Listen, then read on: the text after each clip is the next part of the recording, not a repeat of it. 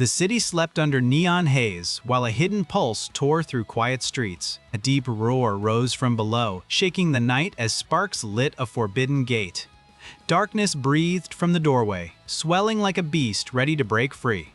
People fled in panic, but Raito Mineta stayed still beneath the flickering lights. His worn suit hung loose, yet his calm presence felt heavier than tempered steel. An obsidian gorehound emerged, molten breath carving cracks into the broken road. Its crystal black armor bent neon light across shifting plates of living shadow.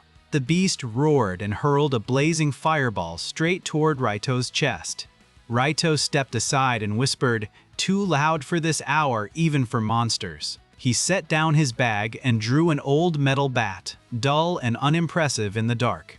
The air shifted sharply the moment he gripped it, tense with silent promise. The gorehound lunged, claws sparking wildly as its howl split the fragile night.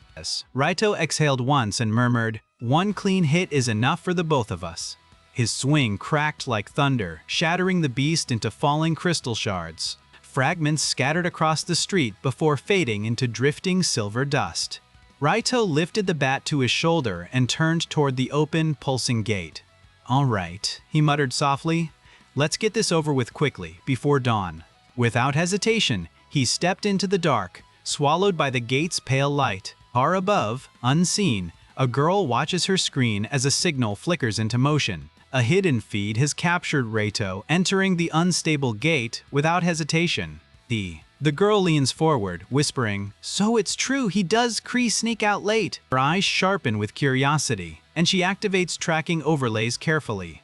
This time, she intends to follow him and uncover the truth buried in shadow. Raito steps deeper as the dungeon walls pulse gently like a living organism. The unstable gate hums behind him, sealing the path with a cold final breath. Dust falls in slow spirals as distant grinding echoes through the corridors. Raito tests his grip on the old metal bat, feeling stress lift with each step. Tonight, he senses the dungeon reacting strangely, like it recognizes him. Above ground, Mei Arakawa sprints across rooftops with fluid, silent steps. Her eyes shine with focus as she tracks a faint signal pulsing on her screen. She mutters, "Uncle Raito, you really thought I would not notice this time." Mei adjusts her stealth hood, activating her S-rank concealment technique. Below her, neon lights blur as she races toward the hidden dungeon gateway. Inside, the dungeon twists and shifts, forming new paths with eerie rhythm. Raito pauses, noticing deep claw marks carved into stone like warnings. He whispers, "A layered predator, unusual for a gate of this class here." The air thickens with metallic scent as soft tapping echoes behind him. A shadow skitters across the floor, retreating when he turns his head. Mei reaches the alleyway, finding the vending machine trembling in waves.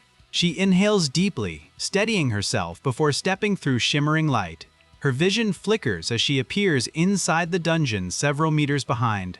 She whispers, impressed, "Level density, this is far beyond normal borders." Carefully, she follows Raito's footprints etched faintly into the dust. Raito enters a chamber lined with hanging crystal vines glowing faint green. The crystals hum, reacting to his presence like tuning forks of vigilance. He studies them calmly, noticing faint fractures running along their edges. "Someone forced evolution here," he murmurs while adjusting his glasses. The vines sway suddenly, as though welcoming something far more sinister. Mei crouches behind a cracked pillar, peeking into the luminous chamber. Her breath catches when she sees Raito standing unarmed yet unshaken. She whispers, "So the rumors were real, he hides strength under silence." A shard drops near her foot, and she panics as the vines tremble sharply. She clamps a hand over her mouth, praying her stealth does not falter now. From above, a massive crystalline hound descends, jaws shimmering red. The beast lands with earth-shaking force, eyes blinking like molten mirrors. Raito frowns and says, "A guardian type already? This gate is misaligned." The hound snarls, releasing a pulse that distorts gravity around the floor. Raito tightens his stance, counting softly, letting tension drain away. Mei grips her dagger nervously, knowing she stands no chance against it. Still, her eyes refuse to look away from the uncle she idolizes quietly. The hound lunges, claws ripping through stone as sparks burst everywhere. Raito steps aside, movements minimal yet impossibly precise and fluid. His bat swings once, cracking the air with a sound like breaking thunder. The crystalline hound collapses in a burst of glittering shards and dust.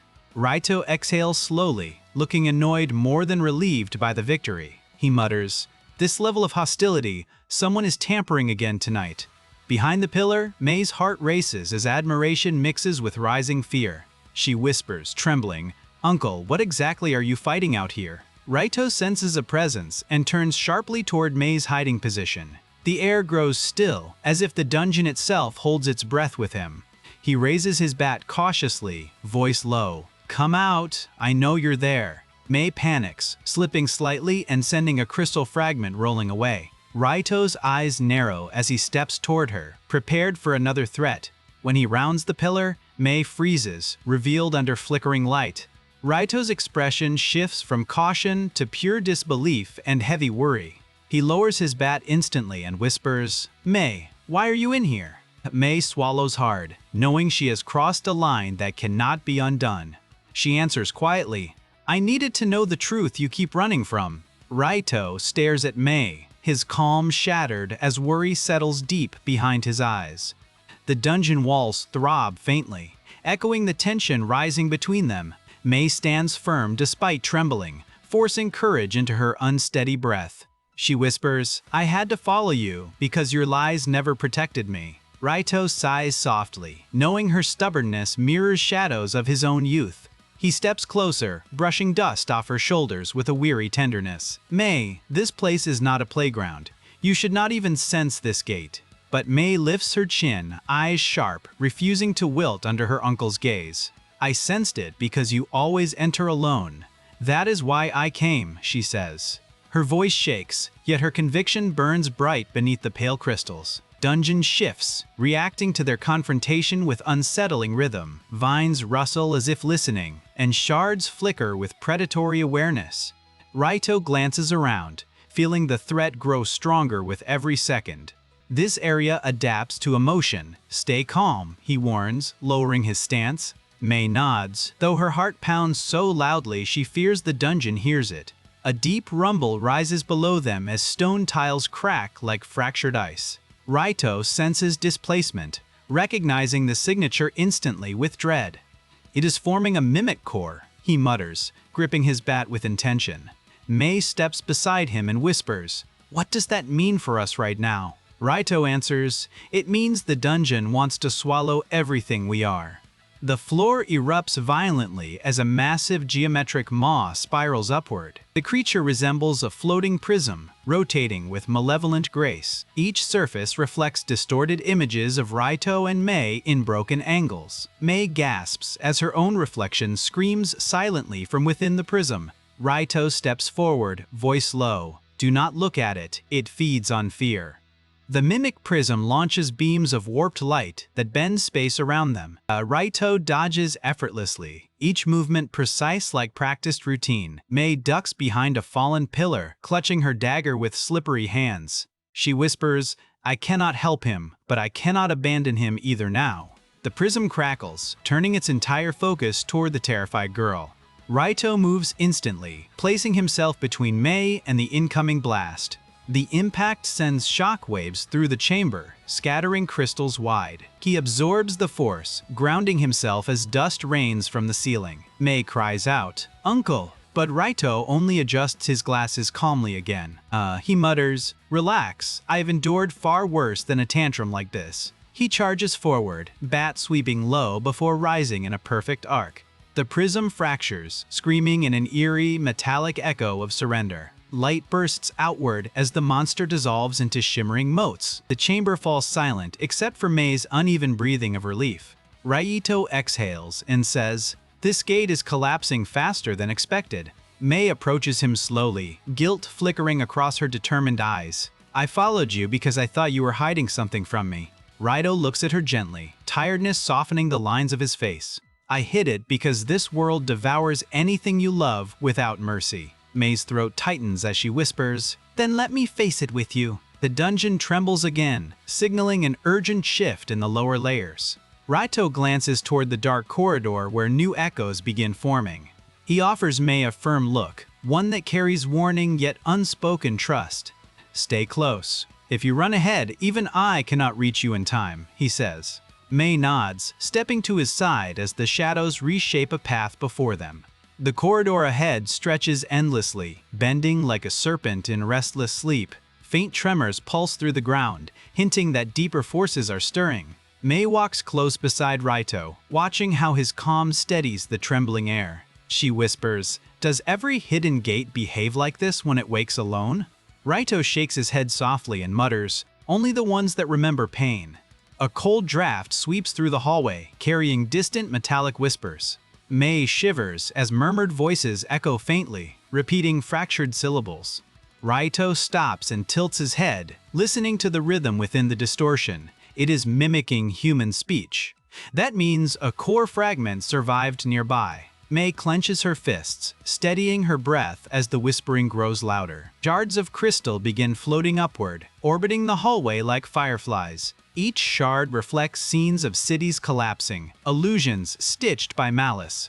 Mei gasps when she sees her own silhouette fighting shadows in one reflection. Raito reaches out, smashing the shard with a single measured strike of his bat. "Do not trust illusions. This dungeon wants to fracture your resolve," he says. A distant scream erupts through the cavern, sharp enough to cut the silence. Mei grabs Raito's sleeve instinctively, eyes wide with sudden fear and tension. Raito narrows his gaze, identifying the source as a chamber to their right. He mutters, "Something is calling for help," or pretending to. "Stay alert." Together, they move toward a cracked archway glowing faintly with red light. Inside the chamber, a lone adventurer kneels, trembling under shifting rubble. His armor is dented and scorched, and his eyes dart wildly with desperation. Mei steps forward, whispering, "We need to help him before the floor gives." But Raito holds her back gently, studying the man with a quiet suspicion. "That posture is wrong," he murmurs. He is facing the danger, not fleeing. The ground ripples as the adventurer lifts his head, revealing vacant eyes. His voice echoes hollowly, layered with crystalline resonance and distortion. "Help me," he says, though the tone lacks emotion, life, or human rhythm. A crystal tendril bursts from his back, anchoring him to the cavern floor. Mei staggers back, whispering, "He is not trapped, he is becoming part of it." Raito steps forward, bat lowered but ready, studying the corrupted figure. Tendril pulses, absorbing the man's memories and reshaping his outline. Raito mutters, "A parasitic core. If it completes this, the dungeon will grow." The adventurer lunges toward them, body twisting with unnatural flexibility. Raito intercepts instantly, knocking him back with a controlled shockwave. Mei grips her dagger, eyes burning with determination despite her shaking arm. "Uncle, let me distract the tendril. You can break the core from behind." Raito hesitates, seeing both danger and growth reflected in her fierce resolve. He answers, "Stay within my reach. If anything touches you, I intervene fast." Mei nods and dashes left, drawing the corrupted host's attention toward her. The crystal tendril strikes at her, carving deep grooves into the cavern floor. Mei leaps aside with agile precision, using the wall to pivot and redirect. Raito moves behind the corrupted adventurer, sensing the core's weak pulse. He swings once, channeling all pressure into a precise, crushing impact. The tendril shatters, releasing a burst of light that ripples through the room. The host collapses, freed from corruption but unconscious and gravely drained. Mei kneels beside him, checking his pulse with carefully measured breaths. "He is alive," she whispers in relief, though fear still lingers in her eyes. Raito rests a hand on her shoulder, steady and reassuring despite exhaustion. "You did well," he murmurs, "but this gate is evolving far too quickly now." A deep roar rises from beneath the cavern, shaking dust loose from the ceiling. Mei looks at Raito nervously and whispers, "Is something bigger waking up?" Raito tightens his grip on his bat as the floor begins to crack beneath them. He mutters, "Yes, and whatever it is, it knows we are here." Dungeon groans loudly as a massive shadow rises through the breaking stone. The stone floor splits wide open as a colossal silhouette claws into the chamber. Shards rain downward, scattering sparks, while the dungeon pulses like a heart. Mei steps back, breath caught in her throat as the creature emerges fully. It resembles a centipede, forged from obsidian plates and molten crystal veins. Raito exhales slowly, whispering, "A depth-tier relic beast in a city gate." The monster's body coils around pillars, cracking them with effortless weight. Its many eyes flicker with fractured memories stolen from trapped adventurers. Mei shudders as ghost-like voices echo from its segments like distant mourning. Raito moves her behind him, stance tightening with quiet, absolute clarity. He mutters, "This thing should not exist above layer 200, not here." The beast hisses sharply, releasing a pressure wave that warps the chamber air. Mei grips her dagger, legs trembling as the heat distorts shapes around them. Raito lowers his center of gravity, counting softly with a bitter half-smile. "With my luck, of course tonight becomes a disaster," he mutters tiredly. The centipede lunges forward, claws slicing arcs of molten light toward them. Raito sidesteps with surgical precision, guiding Mei clear of the impact zone. He swings his bat, striking a crystal joint that sends sparks spiraling wildly. The beast recoils, shrieking as several armored plates crash to the ground. Mei marvels at the shockwave, whispering, "How can a simple bat do that?" Raito answers calmly, "Tools matter less than knowing where pressure flows." The centipede thrashes violently, forcing the chamber walls to bend inward. Stone begins collapsing as the ceiling cracks under the creature's fury. Raito grabs Mei's wrist and pulls her aside just before debris crashes down. She gasps, realizing he shielded her with his own back from falling stone. He says, "Focus forward," apologies later, and charges back into danger. The beast rears up, revealing a glowing core embedded deep in its throat. Mei spots it and shouts, "There!" The core is unstable strike when it pulses. Raito nods, timing the rhythm as the creature gathers a blinding eruption. With a single breath, he leaps upward, bat raised like a judge delivering fate. His strike lands cleanly on the pulsing core, shattering it in radiant shock. The centipede convulses, collapsing into fragments that dissolve into dim light. Hanza, silence falls heavy as dust drifts around them like snow in fading twilight. Mei sinks to her knees, overwhelmed by relief and trembling fatigue. Raito offers her a steady hand, gently lifting her back to her feet again. He murmurs, "This gate is being fed by something external. This was no accident." A low humming begins behind them, different from before, cold, mechanical. Mei turns toward the source, eyes narrowing as runic patterns light the walls. She whispers, "Someone is watching, someone is controlling this gate." Raito's expression hardens as the temperature drops unnaturally around them. He mutters, "Then whoever they are, they want us dead before dawn arrives." A metallic chill spreads through the cavern as runes flicker like dying stars. Mei steps closer to Raito, sensing an intelligence moving behind the symbols. The dungeon walls vibrate softly, shifting rhythm as if syncing with a pulse. Raito studies the glow and murmurs, "These aren't natural formations at all." Mei whispers, "Then someone really is controlling everything from afar." A sharp click echoes overhead, mechanical and precise like a camera shutter. Mei freezes, gripping her dagger tight as cold light sweeps across the room. Raito raises his bat slowly, scanning the shadows with practiced restraint. He mutters, "They're scanning us, testing patterns, measuring reactions." The runes shift color, forming a grid that tightens with predatory intent. A cascading hum rises from the floor, shaking dust free from cracked stone. Mei gasps as a lattice of energy surges upward, forming a shimmering cage. Raito steps ahead of her, calmly checking each vibrating segment of light. "This isn't meant to kill," he says softly. "It's meant to separate us." Mei's fear turns sharp as the cage narrows, slicing the chamber in two. She leaps toward Raito, but a barrier cuts her off with blistering force. Raito slams his bat against the barrier, denting it with a thunderous crack. The lattice ripples, struggling to contain him, lines sparking in protest. Mei calls out, "Uncle, it's reacting to your strength. Keep pushing." Raito shakes his head. "No, it adapts. I need to find its anchor point." A holographic sigil flickers on the far wall, pulsing like an artificial heart. It shows a distorted figure watching through an array of shifting symbols. The silhouette moves slowly, as if savoring their struggle with deep interest. Mei's voice trembles. Someone is monitoring us directly. That's impossible. Raito narrows his eyes. Or they're close enough for manual override. The sigil vibrates as a synthetic voice cuts through the chamber distortion. Subject Manita, data stream confirmed, combat parameters exceeding logs. Mei stiffens, whispering, They know your name. How do they know it?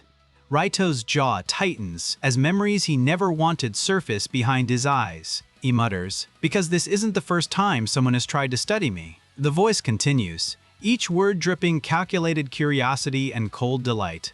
Secondary subject identified, Mei Arakawa. Insufficient threat classification. Mei's defiance flares as she shouts, I'm not here to be classified by you. Raito hits the barrier again, cracks spreading like lightning across glass. He growls, show yourself. If you want data, face me without these tricks. The sigil dissolves into static, and the entire dungeon shudders violently. Debris crashes as a new passage opens, carved by unseen mechanical force. Mei looks to Raito, breath unsteady, as the barrier finally dissolves to dust. Raito places a hand on her shoulder, steadying her with quiet certainty. Stay close, he says. We are done running from whoever built this trap. In the darkness of the new corridor, footsteps echo soft, deliberate, near. The unseen observer steps forward, cloaked in shadow shaped by shifting light. Mei lifts her dagger, heart pounding. Raito levels his bat with calm intent. The figure stops just beyond the glow and whispers, I've waited years for you. The dungeon falls silent, listening, as Raito's eyes sharpen like drawn steel. The corridor expands into a vast chamber shaped like a hollow metallic sphere. Its walls shimmer with shifting symbols, alive yet artificial in their breath. Mei steps in cautiously, feeling the temperature drop with each quiet second.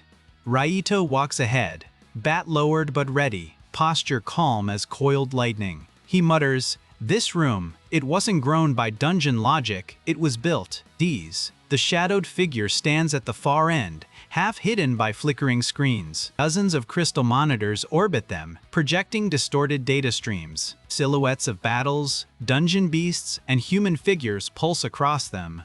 Mei watches in stunned silence as one stream shows Raito striking a monster. She whispers, they've been tracking you for a long, long time. The figure moves forward, and their boots echo metallic against the cold floor. Their voice is a calm whisper, smooth but edged with unsettling satisfaction. Welcome, Subject Manetta. Or should I call you what the algorithm prefers? Raito raises a brow, unimpressed, muttering, please don't. The figure chuckles softly. Very well, but you have earned quite a legend. Mei steps beside Raito, gripping her dagger so tightly her knuckles whiten. She asks, why build a dungeon gate under the city? What do you want from us? The figure pauses, tilting their head as if studying a fascinating anomaly. Want? No. This is research. You two simply arrived at an optimal moment. Mei's heartbeat spikes, but Raito lifts a hand, signaling her to stay calm. Figure continues, gesture slow, almost reverent toward the shimmering walls. These artificial gates are prototypes, bridges between natural dungeon flows. They allow us to observe, adapt, and eventually control the layers below. Mei's eyes widen as she murmurs, you're trying to command the dungeons? The figure laughs lightly. Command? No, but bargain perhaps. Raito steps forward, forcing the figure's screens to tilt in retreating arcs. He asks quietly, why drag civilians into it? Why involve my niece at all? The figure replies, because she followed you? Her curiosity was an outlier. Mei bristles, shouting, I'm not some variable for your experiments. The figure replies, and yet you behave exactly like one. Energy crackles as the chamber responds to rising tension between them. 3. Raito subtly adjusts his stance. Mei recognizes the motion and exhales slowly. The figure lifts a hand, runes converging into a bright sphere above their palm. This gate was meant to analyze higher-tier combatants. You exceeded models. Raito mutters, sorry to ruin your spreadsheets, and Mei has to stifle a grin. Suddenly, the sphere ruptures, releasing a shockwave that shakes the chamber. Mei staggers back, barely shielding her eyes from the blinding light burst. Raito grabs her arm, steadying her just as the floor splits into new platforms. Metallic bridges extend from the walls, forming a spiraling arena lattice.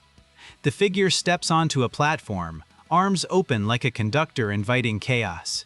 Your strength is admirable, Subject Mineta, but strength must be measured.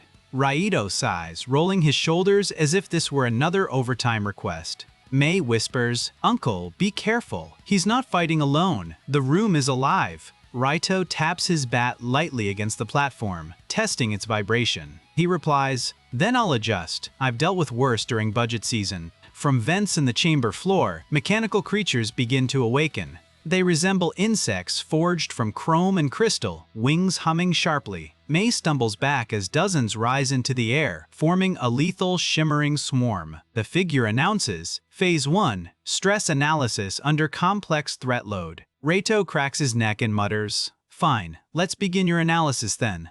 The swarm strikes from all angles, slashing with precision engineered for death. Intercepts multiple at once, each swing becoming clean arcs of force. Shards burst like glass fireworks, raining bright fragments over the arena. Mei ducks under a razor wing, slicing a joint with surprising agility. Raito calls out, "Good, but stay behind me when they cluster." Mei jumps back as a massive mechanical wasp slams into the railing near her. The impact sends sparks flying, illuminating her shocked but determined eyes. She yells, "They're learning how we move. They're adjusting trajectory." Raito nods, smashing 3 drones in a sweeping counterstrike. "That means we push harder. Don't let them settle into prediction loops." The figure watches from above, eyes gleaming with malicious fascination. Remarkable. Adaptation rate exceeding all prior test subjects by far. Raito glares up, voice low and dangerous. "You test people like monsters." The figure answers, "No. Monsters lack potential. Humans disappoint gently." Mei whispers, "He's insane," as the swarm circles for another deadly assault. Raito steps forward, stance lowering with fierce, explosive intent. He mutters softly, "One swing for every doubt they gave you, Mei." Mei's breath catches as Raito launches into motion, fast, fluid, absolute. His bat carves through the swarm like a meteor tearing open the night. Platforms shake as the entire chamber echoes with the shockwave's roar. The swarm collapses instantly, mechanical bodies clattering across metal. Mei shields her face from the falling shards, awestruck by his raw power. The figure's confident posture falters as several screens blink uncertainly. Raito stands firm, expression unreadable, bat resting on his shoulder. He looks up and says, "Clearly, Phase 1 is over. Bring me the real threat." The chamber falls eerily silent as the last mechanical shard clinks to the floor. Mei steadies her breath, heart pounding in the echo of Raito's overwhelming strike. The figure above tilts their head, intrigued rather than frightened by the display. Impressive output, but raw force alone cannot breach the deeper thresholds. Raito wipes dust from his glasses, replying coolly, "Good thing I have more." Walls pulse with new light, runes shifting into a sharper, hostile pattern. Energy gathers behind the figure as platforms retract and recombine violently. Mei grips the railing to keep her balance as the entire arena begins rotating. She shouts, "Uncle, the room is changing. It's transforming into something else." Raito nods, scanning the geometry. "They're forcing us into restricted space." Metal slabs rise like jaws, enclosing the arena into a massive prism of steel. Each face of the prism reflects distorted versions of Mei and Raito in motion. The reflections move on their own, mimicking attacks and revealing weak points. Mei stares in shock. "It's predicting everything we can do before we do it." Raito mutters, "Or trying to." Prediction can't beat intention, it cannot read. The figure raises a hand, causing all reflections to freeze instantly in place. Phase 2, Emotional Variance. "We will measure your instability, subject." Mei gasps as her reflection begins whispering fears she never voiced aloud. It murmurs, "You hold him back, you're just dead weight, he doesn't need you." Mei recoils, trembling, as doubt claws up her throat like a buried serpent. Raito swings his bat against the prism, cracking several mirrored surfaces. He shouts, "Ignore them, Mei. They only know what you fear, not what is true." Mei clamps her hands over her ears, but the reflections continue relentlessly. "You're a burden. He'd survive longer without protecting you. You slow him." Raito lunges, smashing another reflection with a furious, protective strike. But the more he destroys, the more the prism generates new distorted images. Each projection shows Mei failing, falling, or screaming as Raito stands helpless. Raito clenches his jaw, muttering, "Enough of this psychological nonsense." He leaps upward, aiming a crushing blow at the prism's core intersection. The bat lands only to be halted by an unseen force that pushes him back. The figure laughs softly, their silhouette flickering with digital distortions. "You're strong, Manita, but even strength fractures under emotional conflict." Raito steadies himself, breathing out slowly with sharp focus in his eyes. Mei fights through her fear, shouting, "Uncle, don't let it read you either." He nods once, appreciating her resolve even in trembling desperation. Suddenly, the prism flashes, projecting Raito's reflections beside Mei's. They whisper in monotone, cold voices dripping with regret and exhaustion. "You always fail the ones you care about. You walk alone because you must. You pretend strength so no one sees the fear you never acknowledge." Raito's expression hardens, though a flicker of pain crosses his gaze briefly. Mei's eyes widen as she hears the reflections reveal truths she never knew. She whispers, "Uncle, is that why you never let anyone help you before?" Raito does not look away from the projections, voice calm but weighed. People expect too much from those who know how to endure. It becomes a trap. Mei feels her chest tighten not from fear but from sudden understanding. The figure claps once, delighted. "Beautiful. Conflict, vulnerability, ego fracture. Your data is exquisite." Raito raises his bat again, voice turning cold as steel. "You talk too much for someone who hides behind illusions and machinery." The chamber hums with rising tension as runes prepare the next escalation. Mei steps forward, surprising even herself with the clarity in her voice. "If this chamber feeds on fear, then I won't give it anything to consume." Her reflection flickers uncertainly, its whispers weakening at her defiance. Raito turns, meeting her eyes with a quiet spark of pride at her courage. He murmurs, "Good, now hold on to that. That is your shield here." The prism's lights distort, destabilizing as Mei rejects its influence. The reflections glitch violently, struggling to adapt to her emotional shift. Raito leaps upward, channeling his weight, intention, and force into one strike. His bat slams into the central seam of the prism, roaring like a collapsing star. Cracks explode across all mirrored planes as the entire structure fractures. The prism shatters in a blinding burst, sending shards cascading like falling suns. Mei shields her face, overwhelmed yet exhilarated by the destruction's force. Steel bridges collapse behind them as the arena resets to its original shape. Raito lands beside her, breath steady, bat still humming with residual energy. He says, "If fear was their weapon, then now they've lost control." Above them, the figure's silhouette flickers, no longer calm, now agitated. They whisper, "Interesting. You broke the prism far earlier than models said." Raito glares upward. "Come down here. End your phases. Face me directly." A long pause follows. Then the figure laughs, soft but filled with dark promise. "As you wish, Manita. Phase 3 will be personal." The figure descends slowly, each step echoing like a countdown toward disaster. Mei grips her dagger tighter, sensing a shift. This presence feels heavier now. Pulse. Raito steps forward, shoulders squared, as if bracing for an old, known storm. The figure's cloak ripples away, revealing a suit of runed, shifting armor.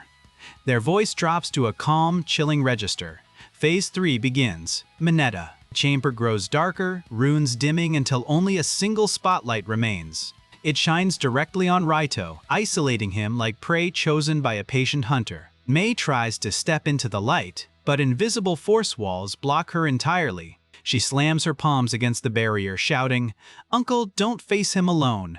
Raito glances back, softening. "Mei, this part was never meant to include you." The figure enters the light, armor shifting like liquid steel around their form. Your power has never been the question, they say, tone almost reverent. What matters is your threshold, the one limit you refuse to acknowledge. Raito tilts his head, unimpressed. If you know so much, state it plainly. The figure smiles. Loneliness, Manita, the one enemy you cannot defeat. Mei's heart sinks as the chamber responds, conjuring illusions behind the foe. Echoes of people Raito knew appear. Colleagues, strangers, memories, ghosts. Each silhouette blurs and fades, leaving Raito standing alone in every vision. Mei whispers through the barrier, "This is cruelty. He's endured enough." Raito's knuckles whiten, not from fear, but from recognition he cannot deny.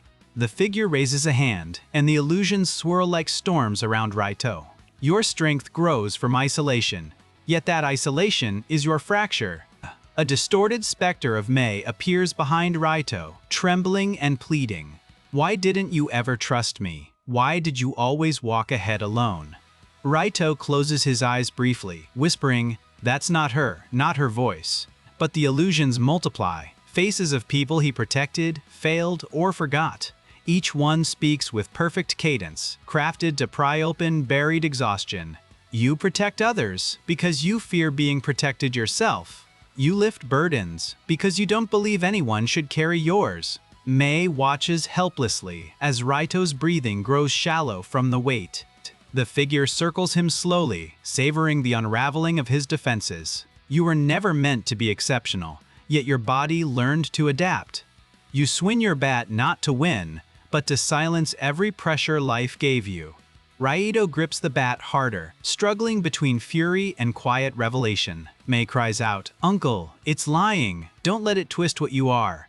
The illusions shift again, forming a towering mass of shadow behind Raito. The shadow condenses into a humanoid shape, massive, faceless, suffocating. Mei stares in horror. What? What is that supposed to be?" Figure answers coldly, his unsaid resentment, his silent breaking point. Raito's own shadow takes a step forward, wielding a bat of pure darkness. The figure raises both hands as runes spike like thorns across the chamber. "This is not a monster, Manita. This is the weight you never released." Raito braces as the shadow swings. Its blow heavier than any real creature's. He blocks it, but the impact sends cracks rippling through the metal platform. Mei screams, "Stop! You can't make him fight himself. This isn't analysis." The figure replies, voice trembling with warped excitement.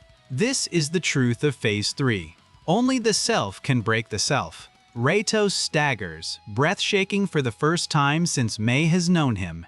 The shadow looms, its presence suffocating, pressing against his every thought. He whispers to himself, "So this is what I've carried all these years." Mei slams her fists against the barrier, tears burning hot and furious. "Uncle, listen to me. You're not alone anymore. This enemy is lying to you."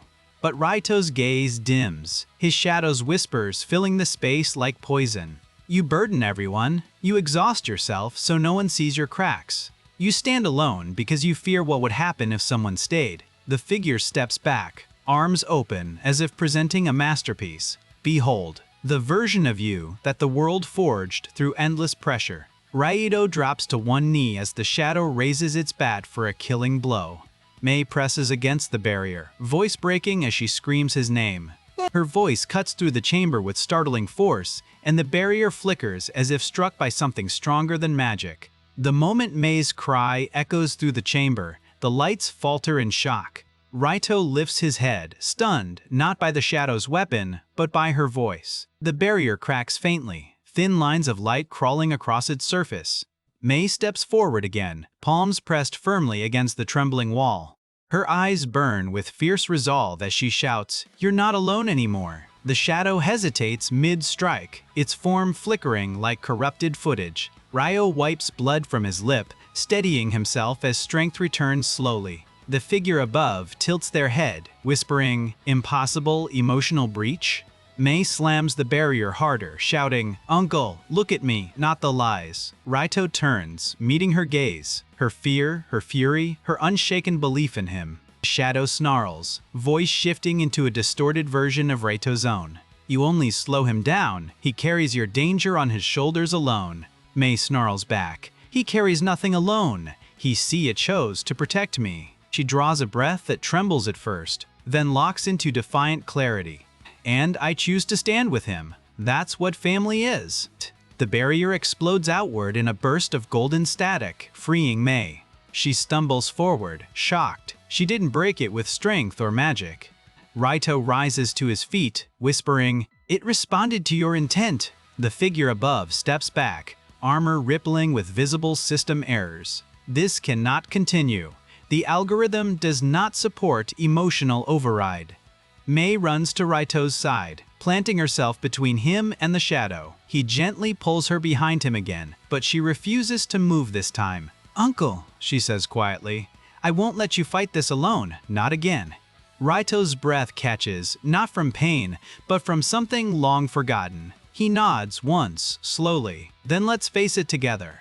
The shadow lunges, faster now, desperate to overwhelm the braking system. Mei darts left, drawing its focus, while Raito circles behind its dark frame. The figure above shouts, "The self cannot be outmaneuvered, this is futile." But Raito replies, "Then you never understood what self actually means." He waits for the shadow to strike at Mei. Its fatal, predictable mistake. Mei ducks, rolling beneath the shadow's blow, trusting Raito completely. As the shadow overextends, Raito drives his bat into its spine with force. A shock wave erupts, raw, resonant, shattering illusions across the chamber. Dark cracks spread through the creature's form like ink spilled on glass. It reels, screaming in distorted echoes of Raito's suppressed anguish. Mei thrusts her dagger into the shadow's core, anchoring it in place. Raito steps in front of her, both hands gripping his bat with steady power. He whispers, "This weight never belonged to me alone in the first place." With a swing fueled not by anger but by release, he strikes the core cleanly. The shadow disintegrates, dissolving into soft dust and fading light. Silence follows, deep, profound, almost reverent in the aftermath. Mei kneels, breath shaking, overwhelmed by relief and adrenaline. Raito places a hand on her back gently, supporting her without a word. He whispers, "See, you never had to bear that alone, not anymore." Raito closes his eyes briefly, letting the truth settle like calm rain. Above them, the figure's armor fractures with a shrill mechanical screech. They stagger backward as cracks spread across their mask and chestplate. You broke Phase 3. No subject has ever rejected the self-construct. Raito looks up, voice steady and cold. End this experiment, now. The figure's eyes burn with something between terror and admiration. Very well, Manita. If you want the truth, come to the core chamber. They vanish in a burst of runes, leaving a single doorway open behind them. The chamber groans, architecture warping as the dungeon shifts its purpose. Mei rises, wiping her eyes, determination hardening in her posture again. She meets Raito's gaze. "Uncle, whatever comes next, we face it together." Raito nods, gripping his bat like a promise forged in steel and resolve. "Then stay close, Mei. I think we're finally reaching the heart of this place." As they step into the newly opened path, the dungeon breathes alive, aware. The shadows retreat, gathering ahead like a curtain preparing to rise. Beyond that threshold, something ancient and engineered waits for them. The corridor ahead is narrow, carved from metal rather than stone or crystal. Pipes pulse beneath the walls like arteries, carrying mana in mechanical veins. Mei walks close beside Raito, feeling the air thicken with artificial pressure. She whispers, "This isn't a dungeon anymore. It feels like a laboratory."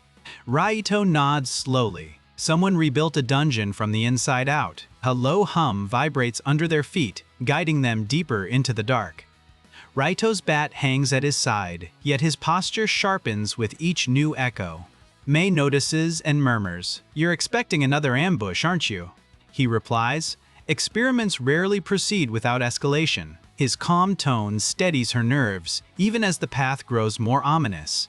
The corridor widens suddenly into a circular chamber bathed in pale blue light. Suspended above a glowing pit is a colossal orb of fractured crystal and steel. News swirl across its surface like tides shifting under a mechanical moon. Mei steps back instinctively, breath-catching. That's a dungeon core. Raito's eyes narrow. No, that's a man-made imitation, and it's unstable. The air vibrates with whispers, voices layered in fragmented, broken harmony. Some sound like people crying for help, others resemble beasts in torment. Mei clutches her ears. Why does it sound like it's alive? And towels, Raito answers quietly. Because it's absorbing everything caught in its field. The core pulses violently, releasing a surge that shakes the entire chamber. A metallic platform lowers from above. The figure steps onto it with poise. Their mask is cracked, revealing one human eye gleaming with manic resolve. "Welcome," they say softly, "to the future humanity refuses to acknowledge." Mei glares. "You kidnapped adventurers, corrupted gates, for THIS? The figure smiles, bitter and proud. For survival, evolution demands sacrifice. Raito steps forward, voice steady but dangerous. "Explain. No more riddles." The figure lifts a hand, projecting memories across floating data screens. Images flash, overcrowded dungeons, collapsing worlds, rising monster tiers. The natural dungeon ecosystem is expanding faster than any guild can track. The world will drown in layers unless humanity learns to control them. Mei snaps. "So you forced control. You turned a living system into a weapon." The figure replies calmly. "Someone had to. Guilds waste time on politics." Raito's jaw tightens. "This rebellion of yours killed innocent people." The figure points toward the core. It is learning, growing, adapting. Once complete, it can stabilize any gate, even suppress SSS-class threats. "Suppress?" Raito repeats softly, too softly. His grip on the bat shifts into unmistakable fury, cold and absolute. The figure hesitates, noticing the change too late. Mei steps between them quickly, whispering, "Uncle, breathe, not like this." He inhales once, forcing tension to settle into controlled precision. The chamber lights flicker as the core accelerates, drawing in nearby air. Mei gasps, nearly losing her footing as gravity distorts in violent waves. The figure spreads their arms. The core is awakening. Soon it will ascend. Raito narrows his gaze. "Awakening? You ignited a catastrophic collapse." The figure whispers, trembling with a twisted kind of hope. "Exactly." Suddenly, the core erupts. A pillar of fractured light streaks upward, tearing open the ceiling. Energy whips across the chamber, lashing out like furious, living tendrils. Raito pulls Mei close, shielding her as a blast sends debris raining down. She clings to him, voice shaking. "Uncle, we can't stay here." The figure laughs, unhinged and ecstatic as the room descends into chaos. This is the dawn of a new era. A human-forged dungeon heart reborn. Raito steps forward through the violent winds, bat raised with grim resolve. "Mei," he says calmly, "when I move, you run to the stabilizer panel." Mei nods, fear replaced by fierce, unwavering trust. "I'm right behind you." In the center of the chamber, the core pulses with enough force to break worlds. Higher, Raito lowers his stance, shoulders tightening with familiar, lethal focus. Mei takes a breath, preparing herself for whatever comes next. The dungeon trembles, as if holding itself together by will alone. And within the blinding light, something begins to climb out of the core. Open. The core splits open like a cracked sun, spilling molten light across the room. Mei shields her eyes as a towering silhouette rises from the fractured sphere. Its form shifts between crystal, metal, and flickering strands of raw mana. Raito steadies his stance, whispering, "They force the core to manifest early." The creature roars, a sound woven from human wails and machine resonance. The figure on the platform watches with trembling pride, mask half shattered. "Behold," they whisper, "the first hybrid core being ever created by mankind." Mei steps back, voice thin with disbelief. "You made a dungeon entity?" The figure nods. "It will shape the world. Our survival depends on it." None, Raito mutters. "Your survival maybe, not humanity's." The creature lunges, body stretching unnaturally as limbs form mid-movement. Raito knocks Mei aside gently, swinging upward to deflect the incoming strike. Sparks explode as bat meets crystal limb, the collision shaking the chamber. Mei rolls to her feet, racing toward the stabilizer panel on Raito's signal. The creature screeches, shifting all focus toward her new movement. Raito intercepts, slamming the beast's side with a thunderous counterblow. Fragments scatter, then reassemble instantly, adapting to the damage taken. He frowns. It learns faster than the mechanical swarms. Stay sharp, Mei. Mei reaches the panel and begins scanning the chaotic interface desperately. Uncle, none of these controls make sense. Everything is overridden. Excise, the figure laughs softly. Of course, you cannot shut down evolution. Mei grits her teeth. Evolution that kills people isn't progress, it's ruin. The panel sparks violently, forcing her to duck as energy bursts overhead. Raito shoves the creature back, voice firm. Mei, stabilize the monoflow. She replies, I'm trying. The core is rejecting every correction I enter. The creature shifts again, sprouting wings of fractured glass and raw flame. It ascends toward the ceiling, dragging mana streams behind its new form. Raito leaps onto a rising shard, propelling himself upward toward the beast. Mei watches in awe as he meets it mid-air, their clash echoing like thunder. He shouts, Mei, find the anchor sequence. The core must have a failsafe. Mei searches the panel desperately, breath trembling as warnings multiply. Symbols warp in and out of existence, reacting to the hybrid creature's rage. She mutters, come on, every system has a hidden root thread. The creature slams Raito downward, crashing him into a dented platform. He rises instantly despite pain, eyes locked on Mei with urgent trust.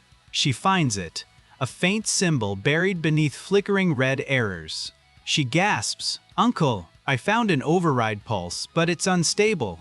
Raito dodges a crystal blade aimed at his throat, shouting, activate it. Mei slams her hand on the symbol. The entire chamber convulses violently. The creature shrieks as chains of pure light lash out from the core. The figure howls, no, you'll tear its consciousness apart. Stop this. Mei ignores them, pouring every ounce of will into maintaining the override. Aster Weso waves again, bat raised high as the creature writhes in luminous chains. He lands atop its shifting torso, driving the bat into the exposed central node. The impact erupts with a shockwave that ripples through every corner of the room. The chains tighten, the lights intensify, and the hybrid being begins to split. Mei screams over the roar, Uncle, get back! It's going to overload! Raito pushes off the creature, landing hard beside her as the core implodes. A vortex of raw mana expands outward, then contracts with crushing force. The chamber walls ripple like water, barely containing the violent collapse. The creature disintegrates in a final burst of blinding, crystalline dust. Mei collapses to her knees, shaking as relief and exhaustion overwhelm her.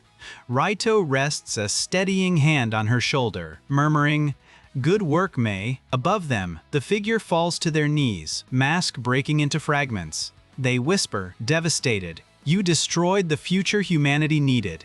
Raito steps forward, voice low but unwavering. No. We destroyed the future you forced X. Humanity deserves better than this. The chamber flickers, systems failing, energy leaking in unstable rhythms. Mei looks around frantically. Uncle, the dungeon is collapsing. Raito nods grimly. Then we find a way out before we're buried alive.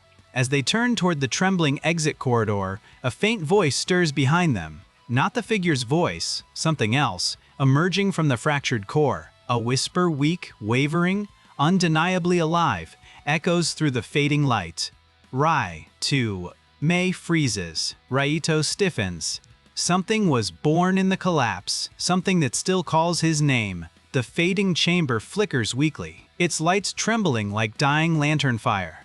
Mei clutches Raito's arm as the whisper repeats, fragile yet unmistakably real. Raito steps toward the shattered core, tension rising in the air around him. Metal fragments shift, sliding aside as if responding to an unseen command. Mei whispers, Uncle, something survived the overload, something aware. A faint glow pulses within the wreckage, soft and rhythmic like a heartbeat. Raito lowers his stance but does not raise his bat, sensing no hostility yet.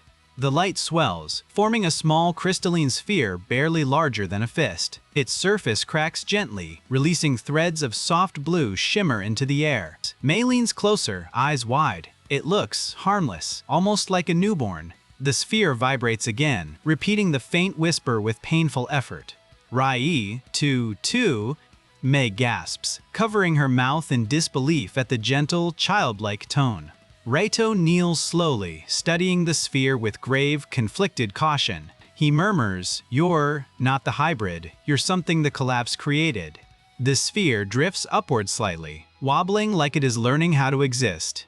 Strands of mana trail behind it, forming shapes too unstable to stay coherent. Mei reaches out but hesitates, asking, "Is it safe? Should I not touch it yet?" Raito answers softly, "Stay close, but don't make contact until it stabilizes." The sphere pulses again, glowing brighter as it orients toward Mei's voice. The remaining core fragments shift, clicking into fragments of faint runes.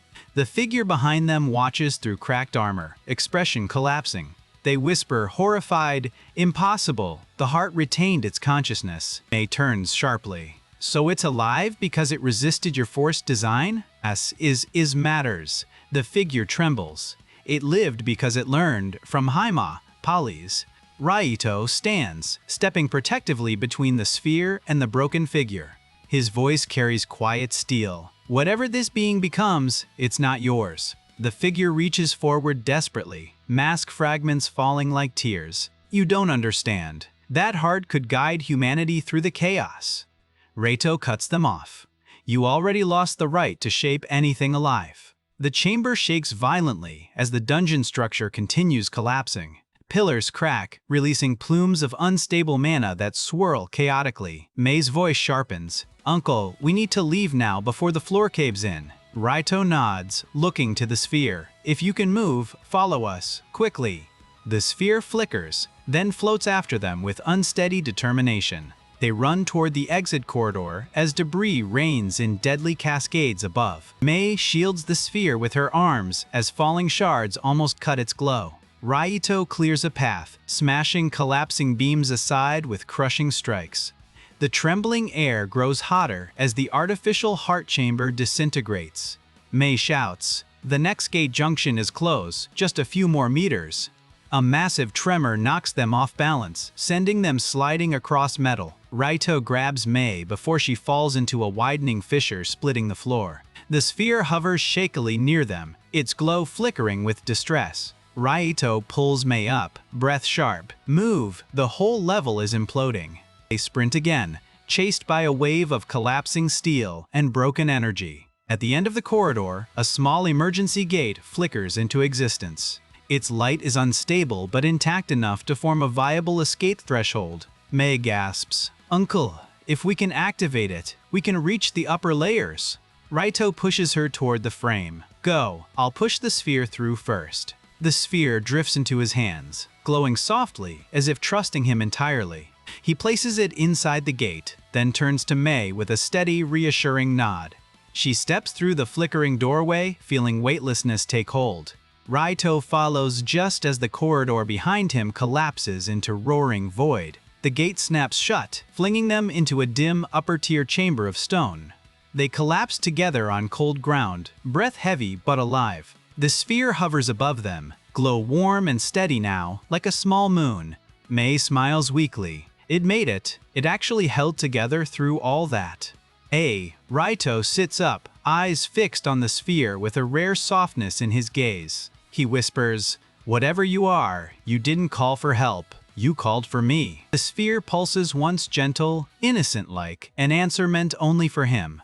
The upper-tier chamber is calm compared to the chaos below, but only barely so. And Cax line the ancient stone walls, glowing faintly from residue of the escape. Mei leans against the cold ground, catching her breath with trembling relief. Raito stands first, scanning the chamber for threats with practiced vigilance. The small sphere floats near him, its glow warm like a lantern in winter. Mei steps closer, drawn to the gentle shimmer radiating from the tiny coreling. She whispers, "Uncle, I think it's stabilizing. It looks steadier than before." Raito nods, observing the mana streams pulsing naturally around the sphere. It's adapting to its new state quickly, he murmurs. Too quickly, maybe. The sphere drifts near his shoulder, humming softly like a shy, curious child. Mei laughs softly, easing tension that has lingered since the chamber collapse. It likes you, she says warmly, probably because you saved it twice now. Raito sighs, adjusting his glasses with a faint look of resignation. Or because it thinks I owe it something, he replies dryly. But the sphere pulses once, and Mei gasps. No, that felt like gratitude. Before Raito can answer, the chamber ceiling trembles with echoing impact. Dust rains down as faint roars ripple through the stone like distant thunder. Mei's smile fades instantly. Uncle, something else survived the collapse. Raito tenses, holding the bat loosely but ready for a critical strike. Not survived, he corrects quietly. Something climbed after us. The sphere vibrates rapidly, projecting faint shapes into the air like static. Fragments of the collapsed chamber flash briefly. Steel, runes, broken energy. Mei watches, confused. Is it warning us? Showing what happened down there? Raito narrows his eyes. No, it's showing what's coming from below. The projected image twists into a massive shadow slithering upward fast. Mei steps back instinctively, dread crawling up her spine like rising ice. Did the artificial core leave? Something behind? She whispers nervously. Raito nods once. A corpse that large doesn't vanish without consequence. The sphere emits a sharp tone, fearful proving. The danger is real and close. Mei grips her dagger, bracing herself even as her legs tremble slightly. A sudden quake shakes the entire chamber, cracking the floor beneath them. Raito pulls Mei back, just as a chasm splits open where she stood seconds ago. Dark mist surges upward through the fissure, cold and alive with malice. Mei shudders violently. That doesn't feel like a monster, it feels angry. Raito replies, because the hybrid core died unfinished, it left hatred behind. The mist condenses into a towering shape, featureless, faceless, seething. It pulses with distorted echoes of the artificial chamber, like memory shards. Mei steps behind Raito as the shadow tilts, sensing the small sphere trembling. I2 moves protectively, bat raised. It wants the coraling. Stay close. The sphere flickers in fear, hiding behind Raito's shoulder like a child. The shadow roars, its voice a chorus of broken machinery and crushed steel. Stone shatters as it lashes forward, striking with destructive speed. Raito intercepts, absorbing the blow and skidding back several meters. Mei calls out, "Uncle!" But he lifts a hand, steady and reassuring. "I'm fine. Protect the coraling. It can't withstand another collapse." The shadow's attacks grow more erratic, fueled by rage without thought. Each strike distorts the chamber walls, fracturing the reality around them. Mei pulls the sphere close, shielding it from flying debris and violent wind. It hums fearfully, projecting flickers of Raito fighting encouragement. She whispers, "Don't worry, he won't let anything harm you." Raito moves in, counterattacking with precise, crushing swings of his bat. But the shadow absorbs each hit, reforming instantly with renewed fury. Mei notices this and shouts, "Uncle, it rebuilds from leftover core energy." Raito nods, sweat dripping as he dodges a crushing downward blow. "Then we drain its fuel, or overload it completely," he mutters. The sphere pulses brightly, then emits a sound Mei has never heard before. A soft, rising chime, hopeful, determined like a heartbeat, learning courage. Raito glances back, eyes widening slightly. It's responding to the threat. The sphere floats upward, trembling but resolute, projecting stabilizer light. Mei gasps. It wants to help you, even though it's terrified. The shadow recoils as the sphere's light washes over the chamber. Its form flickers, unstable, as the artificial energy sustaining it weakens.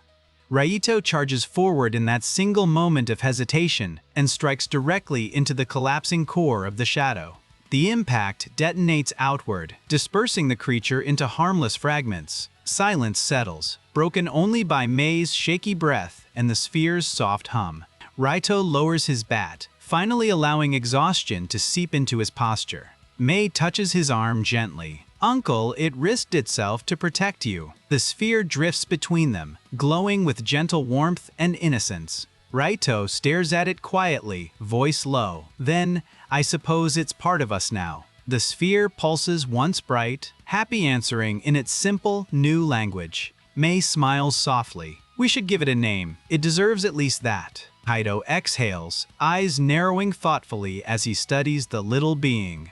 He murmurs, a name, huh? Then let's choose one it can grow into. Behind them, the dungeon's remaining passages begin shifting subtly, watching. Undersift. The chamber grows quiet at last, dust settling like faint snowfall around them. Mei kneels beside the sphere, her breath finally steady after the fierce battle. Raito lowers his bat, exhaling slowly as tension melts into wary calm again. The sphere hovers between them, its soft blue glow pulsing with curiosity. Mei smiles warmly. You helped save us. You should have a real name now. Raito studies the little coralling for several long, thoughtful seconds. Its glow brightens whenever his eyes meet it, as if waiting for his decision. Mei nudges him gently. Go on, uncle. It clearly responds to you the most. Raito sighs lightly, muttering, You making this sound like adopting a pet. But the sphere drifts closer, humming shyly, disproving his feigned reluctance. He clears his throat, voice softer than Mei has ever heard from him. All right, let's see. You're small but persistent, gentle but stubborn. Mei giggles. Sounds a bit like you, uncle. Raito pretends not to hear her and continues thinking in quiet focus. Then his expression shifts ever so slightly, a subtle, rare tenderness. From now on, he says, your name is Kyo. The sphere lights up instantly, flaring brighter than ever in pure delight. Mei claps her hands, laughing. Kyo, it suits it perfectly. Raito crosses his arms, though the corner of his mouth lifts faintly. Kyo, stay close, don't stray. This dungeon is still collapsing. As if understanding, Kyo hovers at Raito's shoulder, glowing with trust. But the chamber trembles again, this time deeper, more violent than before. Cracks crawl across the walls like roots of impending disaster. Mei steadies herself, asking, Is the entire upper tier going to fall too? Raito listens to the rumble, then shakes his head slowly. Not yet, but soon. A gust of hot wind sweeps through the corridor ahead, carrying strange echoes. Whispers ripple through the air, gentle at first, then urgent, pleading. Mei shivers. That's not a monster crying. Those sound like trapped voices. Raito nods, jaw tightening. Survivors. From the engineer's experiments. Kyo pulses dimly, projecting faint images of people caught in collapsing loops. Mei's heart clenches. Uncle, we can't leave them here. We have to help. Raito grips his bat, eyes settling into the serious resolve she recognizes well. Yes. The experiment was built across multiple layers. They may still be alive. Mei straightens her posture, drawing courage from Raito's certainty. Then Kyo, lead the way, she says gently. Show us where they are.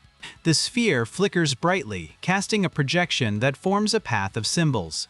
The runes reshape the collapsing floor, revealing a hidden vertical passage. Mei gasps at the breath of cold air rising from below. A lift tunnel?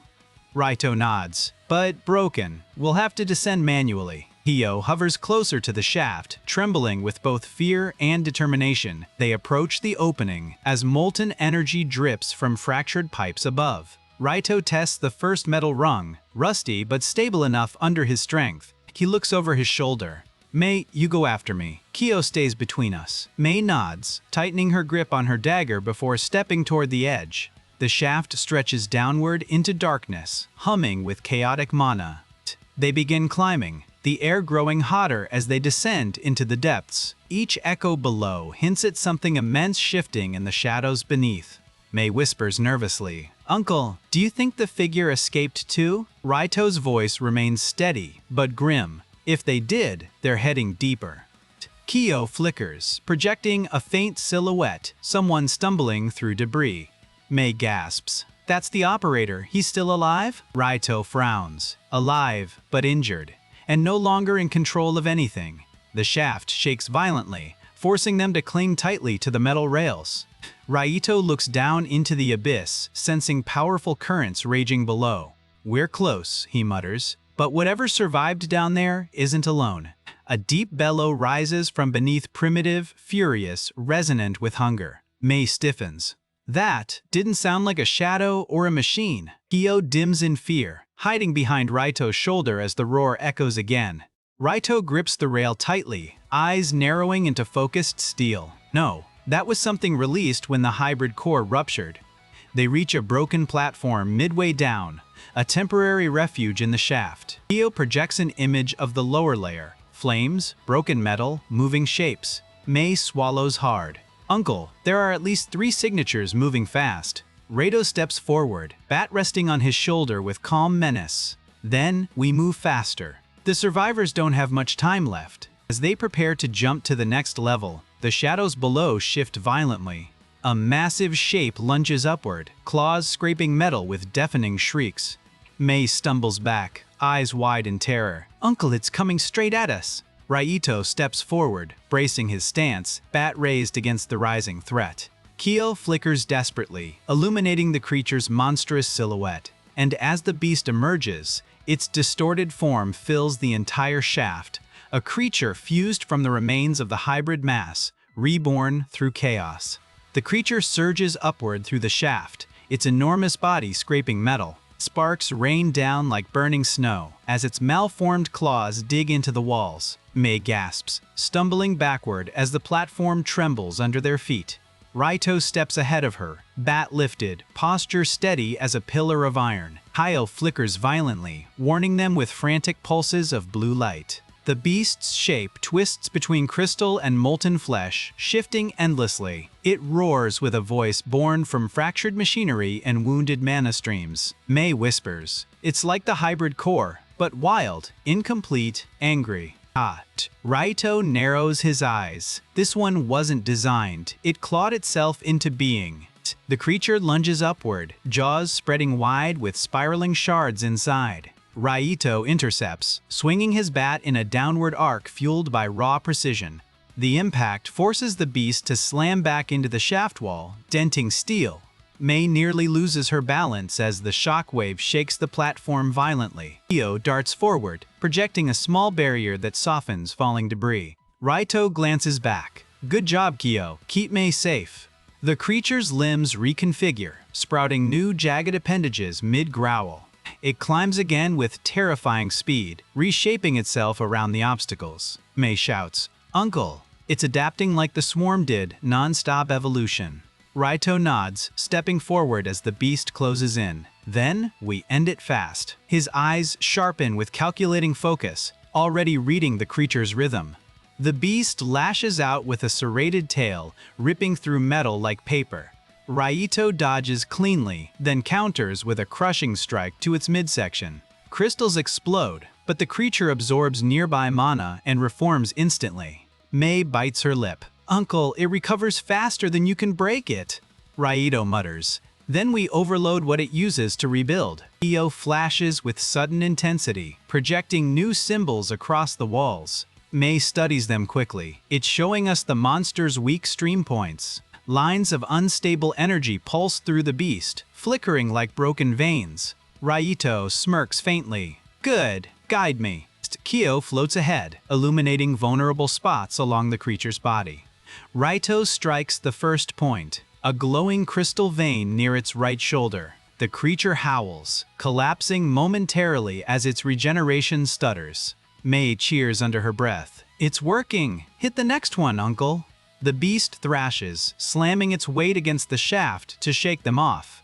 Raito holds firm, feet planted, waiting for the brief opening Kyo signals. Kyo darts left, lighting another weak point deep in the creature's torso. Raito leaps from the platform, landing on the beast's shifting surface. Mei screams, "Uncle!" but he remains steady, moving with measured precision. He drives his bat into the glowing weak point with shattering force. The creature convulses, losing control of its unstable, evolving shape. Raito jumps back to the platform as the beast crashes downward in chaos. Mei rushes to him, gripping his arm, relief trembling through her voice. "You're insane," she gasps, "but thank you for not dying just now." He adjusts his glasses, coughing once. Dying would be inconvenient today. Kyo pulses in agreement, floating proudly beside him. But before they can celebrate, the shaft quakes again with violent fury. The creature rises once more damaged, unstable, but now more desperate. Its body melts into a molten mass, reforming into a towering centipede shape. Mei whispers in terror. It fused its broken parts, it's not giving up. Raito lifts his bat again, calm and unwavering. Neither are we.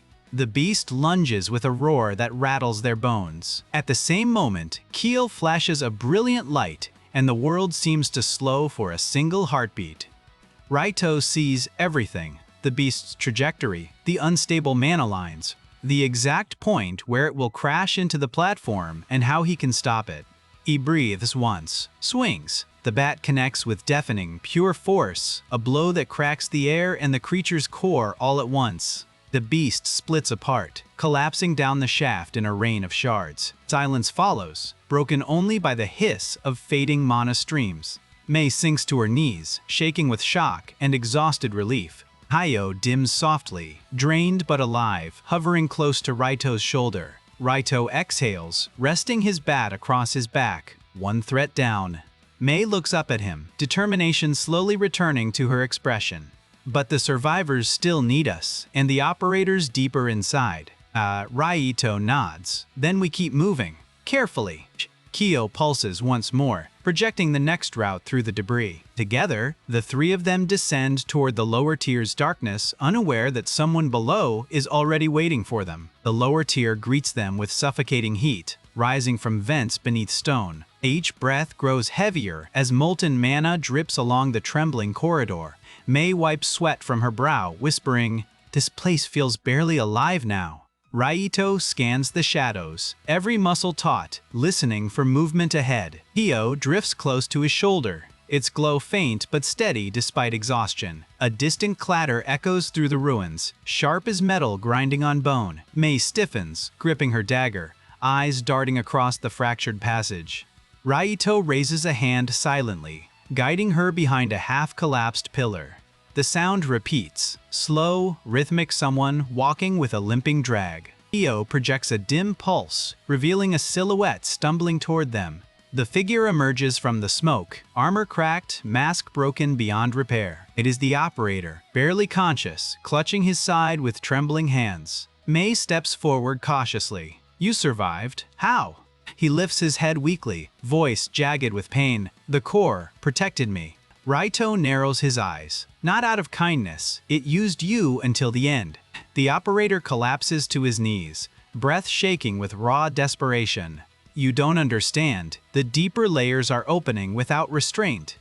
Mei gasps softly. "The collapse triggered a chain reaction?" He nods, coughing blood. "Gate pressure is rising. It may breach the city." Kyo trembles, projecting a warning pulse that rattles the corridor stones. Raito kneels, gripping the man's shoulder with unexpected seriousness. "Tell me where the survivors are. Where did you hide them during the tests?" The operator blinks slowly, tears forming at the edge of his broken mask. "There, below. I sealed them in Containment Vault 7. Mei flinches. "Below? But the whole lower tier is falling apart." A violent tremor shakes the ground, knocking dust loose from every crevice. Molten mana splashes from cracked pipes, forming rivers along the corridor. The operator looks up, fear replacing the arrogance he once wielded proudly. "You must hurry. If the vault collapses, they'll be buried with the layers." Raito rises, determination anchoring his voice. "Then we don't waste time." "Pal." Kyo drifts closer to the operator, humming softly like a farewell gesture. The operator stares at it with fragile awe. "It chose you over destruction." Raito steps back, gripping his bat tightly. "It chose life, something you forgot." Mei's expression softens, but urgency overtakes any sympathy she feels. "Uncle, the vault entrance must be near. Kyo, show us the fastest route." Kyo brightens, projecting a directional beam that cuts through swirling smoke. They follow the glowing path, running as the ground breaks under their feet. The molten rivers deepen, hissing violently as debris crashes into them. Raito leaps over a collapsing ledge, pulling Mei with perfect precision. She lands beside him, breathless. This place wants to bury itself alive. Ahead, a massive steel door stands partially open, buckling under pressure. Mei points urgently. "That's got to be the vault. Hurry!" Raito rushes forward, bracing his shoulder against the door's warped surface. Metal screams as he forces it open, revealing darkness thick as drowning ink. Inside, faint voices echo, weak, but undeniably human and alive. Mei gasps, "Uncle, they're really here." Raito nods, stepping into the vault with Kyo lighting the path ahead. But as they advance, a chilling vibration rolls through the floor behind them. Raito turns sharply, eyes narrowing into dangerous, razor focus. Something enormous moves in the dark corridor they just entered from. A distorted growl fills the air, low, shaking dust from every surface. Mei grips Raito's arm, whispering, "No, not another beast, not now." Kyo dims in fear, projecting jagged, broken shapes it cannot fully interpret. Raito lifts his bat, voice steady despite the growing shadows behind them. "We save the survivors, then we deal with whatever that is." Because in the collapsing dungeon beneath the city, something had followed them, and it was not alone. A wave of heat sweeps into the vault as Raito steps deeper with guarded focus. Kyo brightens to cut through the thick darkness, revealing trembling figures. Mei rushes forward, breath-catching as she counts at least 7 survivors. They huddle behind broken machinery, faces pale, eyes hollow from fear. Raito kneels beside the closest one. "You can walk?" he asks calmly. "Ha." The man nods weakly, voice cracked. The walls," they kept screaming. Mei steadies him, whispering, "You're safe now, we're getting you out."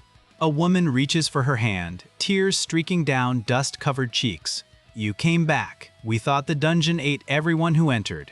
Raito rises, scanning the room. "Stay together, this place won't last long." Kyo pulses uneasily, projecting sharp warnings along the vault's back walls. A shadow creeps across the metal panels like ink soaked into dying paper. Mei stiffens. "Uncle, something is pushing through from the corridor."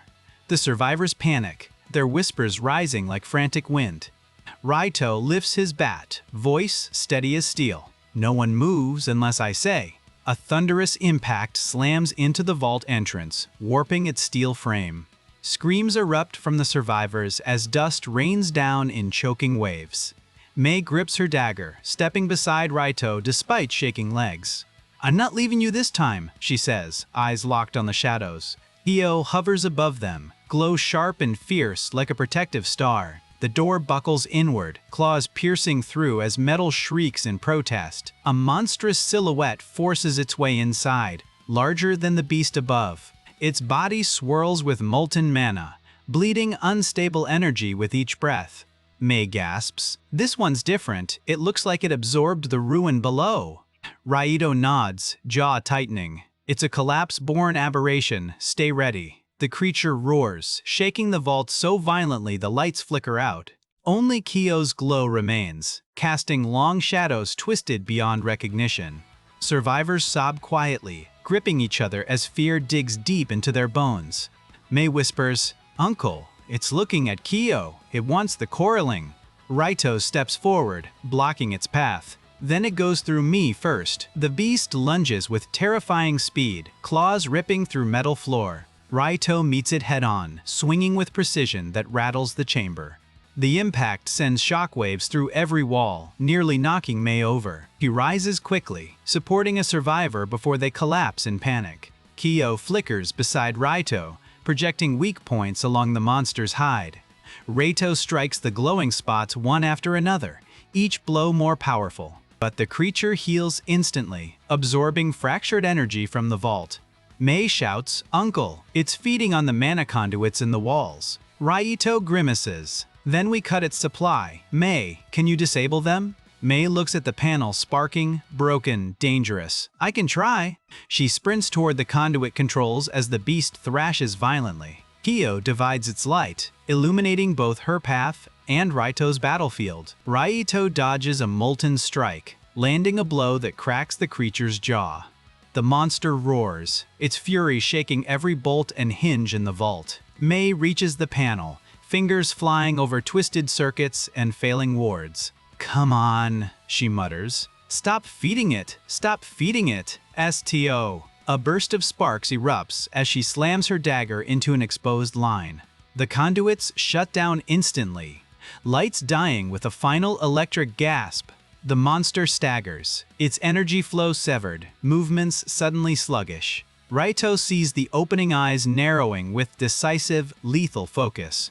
He charges forward, swinging with the full weight of layered burdens released. The bat strikes the creature's core, splitting unstable crystal into shards.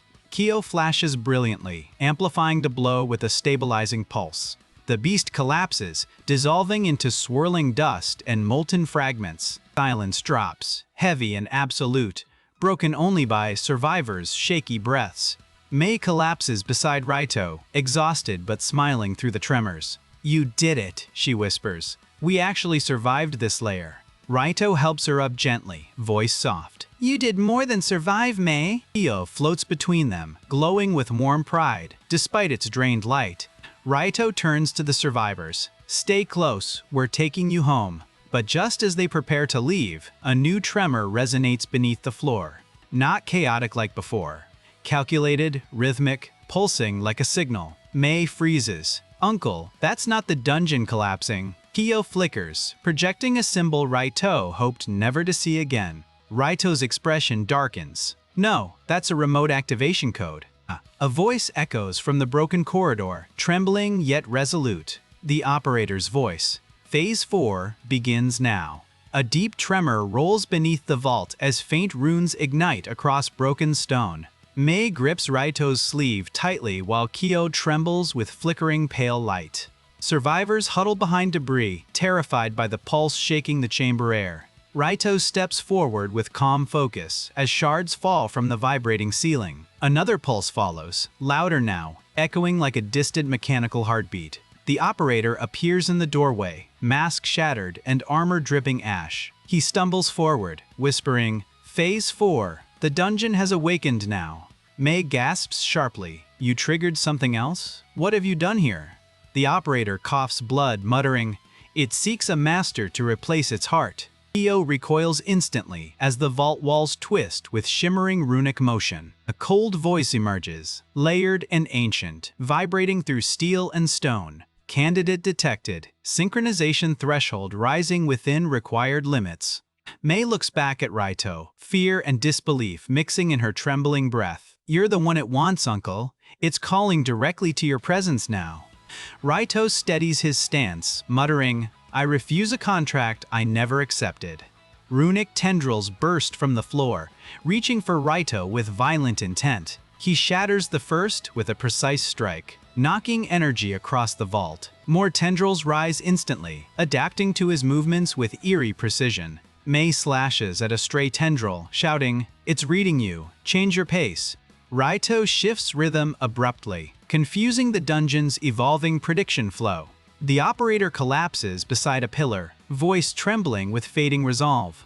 "It chose you when you survived the core. You stabilized what should die." Mei snaps back. "He stabilized what you broke. Stop twisting everything now." Kyo darts forward to project a barrier, shielding survivors from falling stone. Raito crushes another tendril, muttering, "Keep everyone behind the barrier." Dungeon's voice deepens, forming a thunderous echo across the vault walls. Integration sequence commencing, vessel selection confirmed by root code.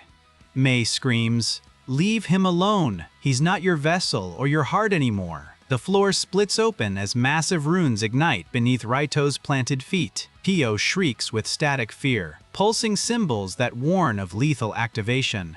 A beam of twisting light descends toward Raito, hungry to bind his essence. Mei leaps forward to block it, but Raito pulls her back with urgent strength. "Don't touch that light, Mei. It will consume anything that enters its path." Kyo thrusts itself into the beam, disrupting its form with desperate force. The beam shatters violently, scattering shards that scorch the surrounding air. Number F. The dungeon roars, wounded and enraged by Kyo's interference in the link. Raito catches the fading sphere gently as its glow weakens under overload. "You protected us again," he whispers, "even when you could barely stand." The operator watches in disbelief. It rejects the command, impossible code. A new tremor shakes the vault as deeper rumbling rises from beneath them. The dungeon bellows with fury, voice splitting into a roar that cracks stone. If the heart will not submit, the dungeon shall claim its true form. Mei stares in horror as the ground tears open, light spilling from the abyss. Raito steps before her with his bat raised, eyes fixed on rising shadows below. A colossal shape emerges, forged from stone, rune, and ancient molten power. A massive roar erupts as the ancient core being rises through molten fractures. Mei shields Kyo tightly while heat pulses upward in chaotic crimson spirals. Raito moves ahead with steady resolve, bat poised against the towering shape. The dungeon's body reforms endlessly, drawing strength from ruptured layers. A burning eye opens at its center, locking onto Ryo with chilling clarity. Its voice echoes like thunder scraping through the bones of the chamber walls. The vessel resists. The root demands union with its chosen beer now. Mei shouts, "He won't belong to you. Stop forcing your will on his life." The entity leans closer, rumbling. The heart cannot escape its own source. Kyo trembles fiercely, projecting weak pulses to warn of incoming attacks. The dungeon slams a colossal limb down, splitting the floor with violent force. Raito dodges left and strikes hard, cracking runes beneath the creature's skin. Shattered fragments ignite midair, swirling back into the monster's body. Mei realizes the truth instantly. "Uncle, it repairs as fast as you hit it." He nods once, eyes sharp. "Then we break what it cannot rebuild anymore." Kyo projects a fragile map, marking unstable runes across the shifting hull. Mei yells, "There those runes feed the main pulse. Hit them before it adapts." Raito sprints across crumbling platforms as molten veins chase his footsteps.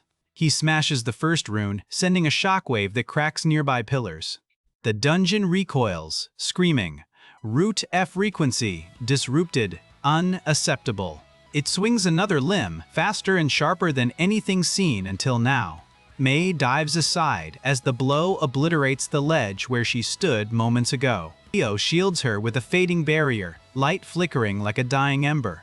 Raito leaps upward, bringing his bat down on a second unstable rune cluster. Energy bursts outward, and the monster stumbles, shaking the entire layer. Mei calls out, "Two down. One more and its core shell will destabilize."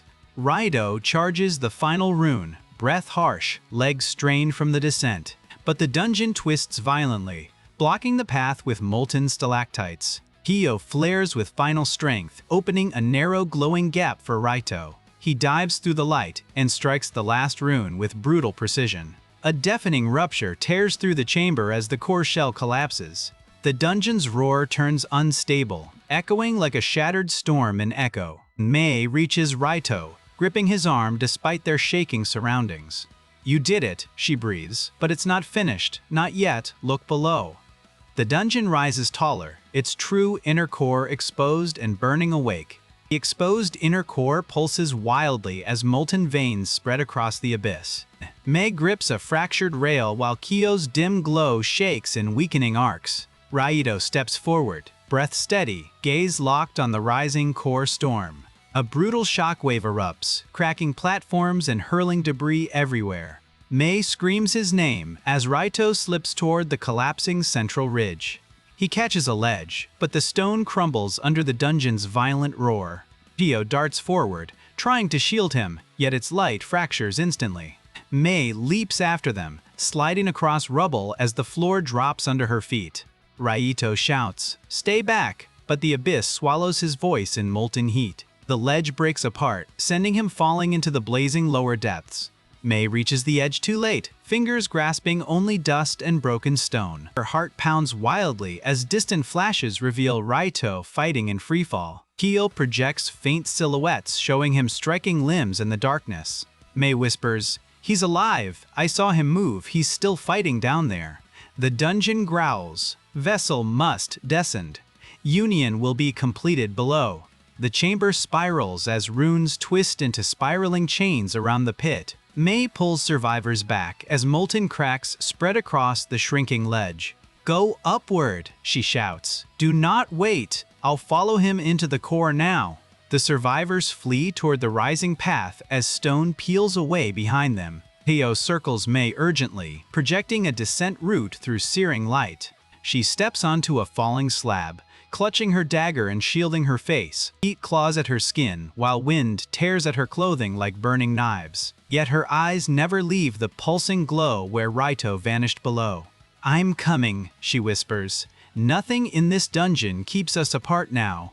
Pio brightens weakly, forming a thin barrier as they plunge downward. The abyss roars with steam and fractured mana blasting from ruptured veins. Mei dodges jagged debris, landing hard on a drifting fragment of stone. Her legs shake, but she rises instantly as a shadow looms through the smoke. A massive limb slams down near her, shaking the entire pit with violence. The dungeon snarls. "The heart defies me. The root will correct this." Mei's fear ignites into fierce resolve as she stands against the raging void. "You don't control him," she shouts. "You don't control any of us anymore." Hio pierces the smoke, revealing a glimpse of Raito far below the chaos. He battles a cluster of molten limbs, each strike slower than the last one. Mei steadies her breath, whispering, "Hold on, I'm almost there, please." The slab beneath her splits apart, sending her dropping toward scorching fog. Hio envelopes her with trembling light, slowing their chaotic descent path. Mei reaches out, fingers brushing a nearby crystal ledge just in time. She pulls herself up, panting hard, gaze fixed on the deeper glowing basin. Raito's silhouette flickers there, surrounded by shifting runic torrents. Another explosion tears through the pit, revealing molten rivers below. The light casts Raito in sharp fragments, still standing, but barely moving. Mei grips the ledge, tears burning her eyes as the dungeon shakes in wrath. "I see you," she whispers fiercely. "I won't lose you to this place today." Hio pulses once more, charting a final route into the raging core below. Mei leaps again as the cavern collapses upward, sealing their escape paths. Only the descent remains, lit by Kyo's fading glow and the core's blazing fury. The last platform shatters beneath her as she dives headlong into the light. Raito's voice breaks through the roar, distant yet unmistakably alive. "Mei, stop," he cries, but she falls faster than his warning can reach. A torrent of molten wind tears past Mei as she drops toward the blazing basin. Hio strains to shield her, its dim light trembling with each violent tremor. The core chamber expands below, glowing like a wounded sun inside the earth. Raito fights near its edge, striking limbs that rise in chaotic molten arcs. Mei gasps as she sees him stagger, barely holding his stance on fractured stone. The dungeon roars. The vessel refuses. The root will force submission. A colossal limb crashes down near Raito, sending molten shards across the pit. He blocks the blow with his bat, but the impact drives him onto one knee. Mei lands on a narrow ledge above them, breath sharp as heat surrounds her. Hio pulses with urgency, pointing toward a safer descent across broken tiers. Mei leaps from the ledge, sliding across a slanted slab toward the basin rim. Her boots skid on scorched stone, but she maintains balance with fierce focus. Below, the dungeon shifts shape, forming a spiral of claws around the core. Raito dodges another strike, though his movements slow under crushing heat. Mei whispers, "Just hold on, I'm almost close enough to reach you now." A sudden shockwave erupts as the core flares with unstable golden light. Mei shields her face, stumbling as the ledge beneath her begins collapsing. Hio flashes bright and pushes her sideways with a small, forceful pulse. She lands on a broken platform beside Raito, heat searing her lungs instantly. He turns, startled, shouting, "Mei, you weren't supposed to come here." She steps beside him, refusing to retreat under the dungeon's furious glare. "You fell alone," she says, "but you're not finishing this alone too, uncle." Raito grits his teeth, swinging to block a rising claw of molten obsidian. Hio darts between them to weaken the limb with a faint stabilizing beam. The dungeon howls as the claw cracks, spraying liquid stone across the pit. Raito steadies his breath, though pain trembles beneath his controlled stance. "Mei, this core reacts to emotion. If you rush in, it will target you next." She tightens her grip on her dagger, eyes locked on the shifting runes below.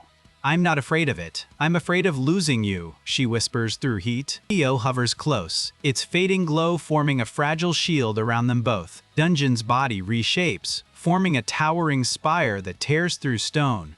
The heart defends its ward. This contradiction is unacceptable. Energy surges and spirals as runes align to fire a massive binding beam. Raito moves to protect Mei, bracing his stance for a strike he cannot evade. Kyo darts forward, screaming in pulses, projecting runes that distort the beam.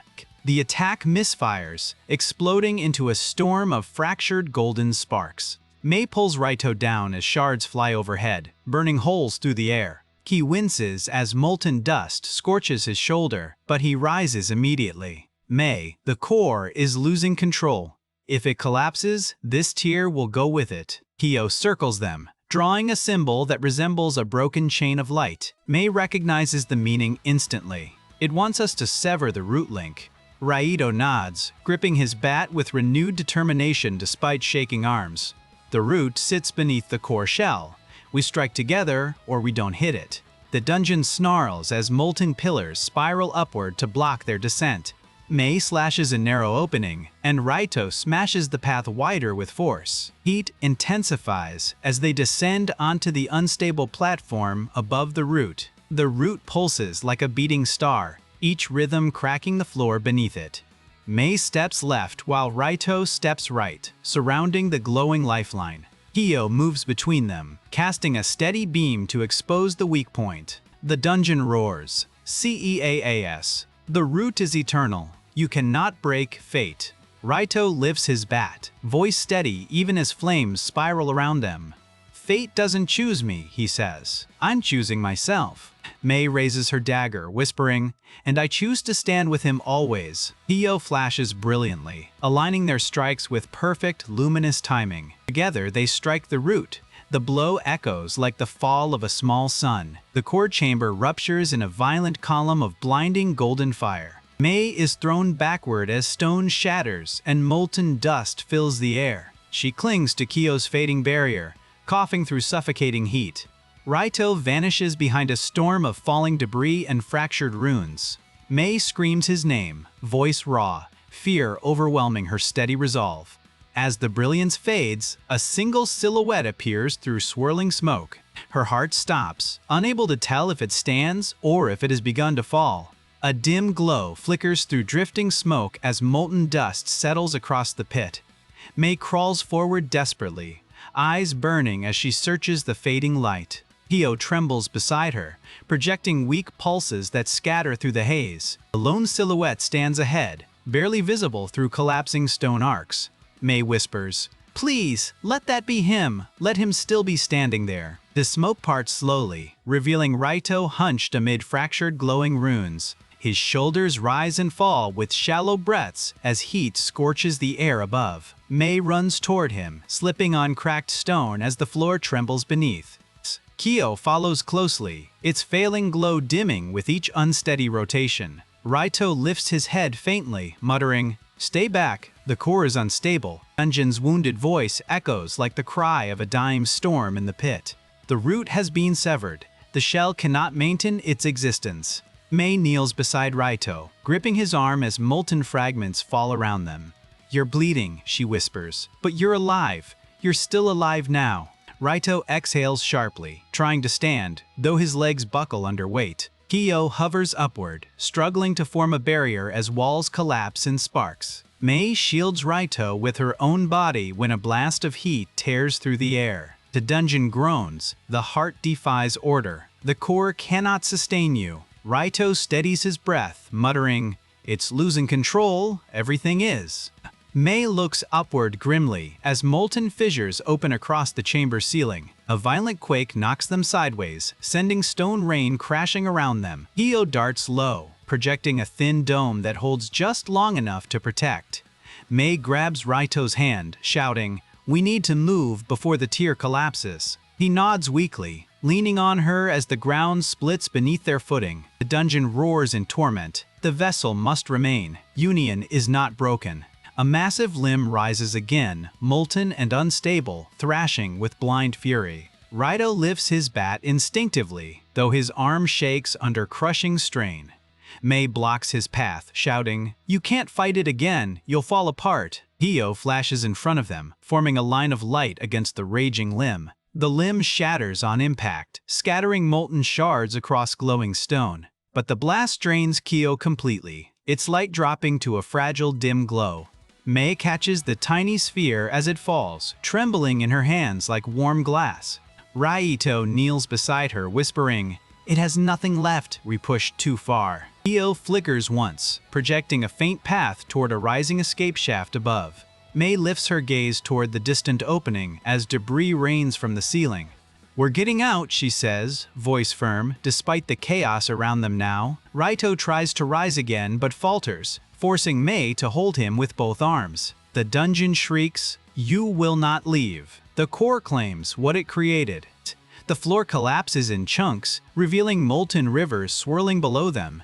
Mei drags Raito forward, heart pounding as heat scorches her every breath. A final quake erupts, splitting the chamber with a deafening metallic scream. Mei looks back in terror as a massive crack races straight toward their ledge. Kyo flickers desperately, summoning the last spark of its fading strength. The sphere emits a brief burst of light that seals the crack for one heartbeat.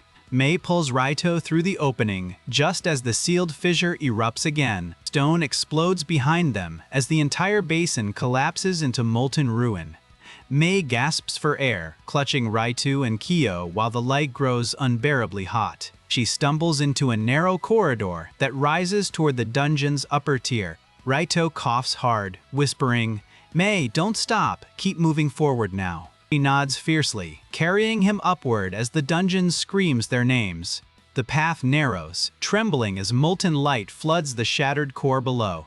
Mei refuses to look back, focusing only on the faint glow of the exit above. Kyo flickers weakly, guiding her despite fading closer to darkness each step. Raito slips toward unconsciousness, but his hand tightens faintly around hers, and behind them, the dungeon gathers its last strength for one final pursuit. A harsh rumble builds behind them as molten light surges through the corridor. Mei pulls Raito upward, breath burning while stone quakes under every step. Kyo trembles faintly in her palm, its glow flickering like a fading candle. Raito mutters weakly, "Mei, pace yourself, the path won't hold forever." She tightens her grip, whispering, "I'm not stopping, not while you breathe." The dungeon's roar rolls through the walls like thunder trapped in iron veins. The vessel will not escape. Return to the core or face erasure now. Mei glances back as molten limbs rise from the floor, grasping for her feet. She leaps forward, dragging Raito as the limbs melt the stone behind them. Kyo flashes faintly, marking stable ground before dimming once again. The corridor narrows sharply, forcing Mei to brace Raito against one shoulder. Her legs shake, but fierce resolve hardens her steps through the sweltering air. Raito's voice fades. "Mei, leave me if the dungeon closes the passage now." She snaps back, "Don't say that. We walk out together, or not at all, uncle." Kyo nudges her cheek softly, as if supporting her unyielding conviction. A violent pulse erupts ahead, sealing the exit with glowing crystalline walls. Mei skids to a halt, breath choking as heat scorches her trembling hands. Raito tries to rise but collapses, muttering, "It's locking every escape now." The dungeon growls. The heart chooses the vessel. "You cannot interfere." Kyo emits a fragmented cry, projecting fractal symbols against the barrier. The barrier flickers but remains solid, absorbing Kyo's weakened attempts. Mei braces herself and slams her dagger into the gleaming crystalline seam. A sharp crack appears, but the dungeon counters with a crushing force wave. Raito pulls her aside just as molten shards rain down across the corridor. She gasps, realizing the barrier reacted not to her strength but her defiance. Kyo rises shakily and projects a small rotating glyph above its dim core. Mei watches closely. It's showing a resonance point right in the center. Raito steadies himself against the wall. "Your dagger, strike exactly there." The dungeon hisses. Resistance is IR relevant. Compliance is inevitable. Mei charges forward despite the heat tearing through her lungs and skin. She steps into the glyph's glow and drives her dagger into the barrier's heart. A surge erupts outward, blasting cracks through every crystalline surface. Kyo amplifies the shock with its final spark, splitting the barrier fully open. The blast throws Mei backward, yet she lands clutching Kyo in both hands. Raito reaches for her, relief flickering through his exhausted expression. The path beyond floods with cool air, a sign of the upper tiers drawing near. But the dungeon's wrath intensifies, filling the corridor with molten storms, casting miles of casts. You will not leave. The route demands completion of the sacred onion. Raito forces himself upright, gripping his bat to shield Mei from debris. She stares at him in fear. Uncle, you can barely stand, don't push it. He steadies his breath, whispering, I won't fall while you're beside me now. Kyo flickers faintly, expanding a tiny shield that blocks falling molten dust. Mei pulls Raito's arm over her shoulder again, pushing onward with grit. Amateur. Behind them, molten limbs crash together and surge toward their position. The corridor shakes violently as the dungeon charges for a final strike. Mei's pulse races as the exit draws near, light shimmering at the corridor's end. Raito coughs, yet his eyes sharpen with fading but undeniable determination. Kyo dims almost to darkness, trembling from the effort of shielding them both. The dungeon roars. The vessel belongs to me. None of you will escape. Mei grits her teeth, refusing to surrender even as shadows swallow the path. The exit gate flickers unstable but open, glowing faintly in pale blue arcs. Mei drags Raito toward it with the last of her strength and stubborn resolve. Kyo drifts forward, using its final spark to stabilize the threshold ahead. A massive limb smashes down behind them, shaking the gate in violent waves. Mei leaps through as the limb strikes again, plunging them into shifting light. The dungeon screams with fury as the gate collapses behind their escape path. They tumble onto cold stone, gasping as silence replaces the roaring abyss. Kyo flickers once in Mei's trembling hands, its glow soft and nearly gone. Oh, Raito collapses beside her, whispering her name with fading consciousness. She holds both of them tightly, tears falling as darkness washes over the tier. Cold air settles around them as faint dust drifts through the dim upper hall. Mei lies motionless for a moment, breath shaking as the echoes finally fade. Kyo rests in her palms, its light barely a shimmer against the quiet stone. Raito lies beside her, unconscious but breathing with steady, fragile rhythm. Mei wipes her eyes, whispering, "We made it out. We actually survived that." The corridor stretches ahead, cracked but stable, lit by pale emergency gems. A soft hum vibrates faintly through the walls, far gentler than before now. Mei braces her hand on the floor, forcing herself upright despite trembling. She checks Raito's pulse, relief softening her breath as life warms his skin. Kyo flickers weakly, projecting a tiny spiral that pulses with calm intent. "Yeah, I know," Mei murmurs. "We can't rest here. It's not safe yet." The emergency lights flicker, casting long shadows across splintered tiles. Raito stirs faintly, whispering her name with strained and fading breath. Mei leans close, brushing dust from his hair with gentle, trembling hands. "I'm right here, Uncle. Just hold on while I get us somewhere safer." She lifts him carefully, guiding his arm around her shoulder for support. His legs barely respond, but he stays conscious long enough to steady her. Kyo drifts beside them, its small glow guiding each careful step they take. The corridor curves upward toward a broken stairwell drenched in cold fog. Mei whispers, "Almost there, just a little farther and we'll rest, I promise." A distant rumble rolls behind them, though softer than before, almost tired. Mei freezes, heart tightening. Is it still alive even after all that pain? The fog ahead stirs as fractured mana coils through unseen vents above. Raito mutters, eyes half open. The dungeon lost its root, but not its will. Mei grips him tighter. "Then it won't take you back, not while I'm standing." They reach a shallow alcove formed by fallen stone and half-collapsed beams.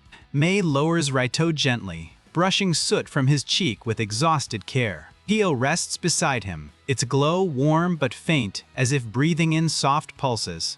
Raito's eyes shift open slightly, finding Mei through the dim blue light. He whispers, "You shouldn't have followed me into the core, Mei." She smiles weakly, wiping grime from her face with the back of her hand. "How else was I supposed to stop you from dying alone down there again?" Raito exhales a pained but genuine breath that almost resembles a laugh.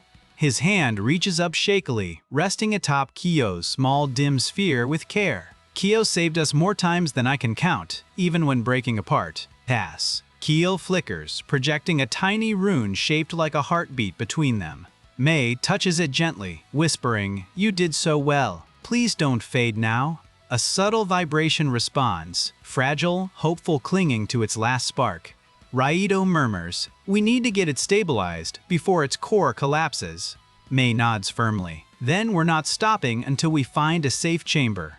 The hall trembles again, though less violently, as if the dungeon exhales. A new voice emerges, soft, distant, stripped of the rage it once carried. "You, are not mine anymore," it whispers through fading stone veins. Mei stiffens, holding Raito protectively as dust falls from the ceiling. Kyo glows faintly, projecting a gentle barrier that steadies the chamber. Silence settles afterward, deep, brittle, heavy with the end of something vast. Mei exhales slowly, heart pounding with exhaustion and quiet disbelief. Raito rests his head back, breathing easier as the tremors begin to fade. Kyo dims further, curling into Mei's hands like a tired ember in the dark. And together, they wait in the fractured calm left after the dungeon's fall. Mei lifts Kyo carefully as faint tremors fade into the depth of distant stone. Raito leans against the wall, breathing shallow but steadier with each moment. The corridor ahead glows with cold blue gems, marking an unused healing tier. Mei whispers, "If we reach that chamber, Kyo can stabilize its core again." Raito nods slowly, murmuring, "Then move. I can walk if you guide me now." She supports him with both hands as they step into the fractured stairway. Kyo follows closely, flickering softly like a lantern shielding its own flame. The air grows cooler as they ascend, a calmness replacing the dungeon's fury. Mei glances back, expecting another attack, but only silence waits behind. Raito mutters, "The dungeon's will broke when the root collapsed beneath us." They enter a round chamber draped in ancient runes etched across every wall. Soft mist hangs in the air, glowing faintly like memory preserved in light. Mei sighs in relief. This must be a recovery zone. It feels almost alive. Kyo drifts toward the center, trembling as faint sparks fall from its shell. Raito reaches for it weakly, whispering, "Place it inside that cradle now." A circular pedestal rises from the floor, humming with gentle, resonant waves. Mei sets Kyo within the cradle, watching runes wrap it in shimmering light. The tiny sphere pulses slowly, struggling to absorb the stabilizing energy. Raito stands beside her, holding the pedestal to steady himself upright. He murmurs, "If this works, its core threads may realign and restart fully." The runes brighten as Kyo emits a low chime that vibrates through the room. Mei whispers, "It hurts. I can feel it straining. Stay with us, little one." Raito closes his eyes briefly, steadying his breath as warmth fills the air. The pedestal shifts color, transitioning from pale silver into deep azure glow. Kyo rises slightly as healing currents flow into its dim core with care. Mei smiles softly, tears welling from relief and exhaustion mixed together. Raito leans on the pedestal, whispering, "Good, it's responding at last now." But the chamber trembles, reacting to a faint echo rising from below again. Mei freezes, eyes wide. No, the dungeon can't still be alive after that. Raito opens his eyes slowly, murmuring, "Alive," or "Remembering what we did." A faint pulse echoes upward, thin yet cold, drifting through fractured stone. Mei grips the pedestal as the chamber vibrates with a familiar shivering hum. Kyo hovers weakly inside the cradle, its glow brightening then fading again. Raito steadies his breath, whispering, "It's not an attack, it's a memory." Mei frowns softly. "You mean the dungeon is remembering what happened below?" The runes across the chamber walls flicker, forming shifting rings of light. A deep tone follows, echoing like an ancient bell trapped under heavy earth. Mei steps closer to Raito, voice low. "Why would it echo now if it's fading?" Raito replies, "Because the root collapsed, but its echoes linger in each tier." Kyo trembles, projecting a broken symbol that loops without forming fully. The air thickens as the runes align, shaping an image right above the floor. A blurred memory forms, Raito striking the root while Mei stood beside him. The illusion trembles, repeating fragments of that moment again and again. Mei gasps softly. It's showing the collapse. It's replaying its final pain. Raito mutters, "Not pain, it's searching for the will that destroyed it." The vision twists sharply, replacing the image with swirling molten shadows. The dungeon's voice rises faintly, hollow and stripped of all remaining rage.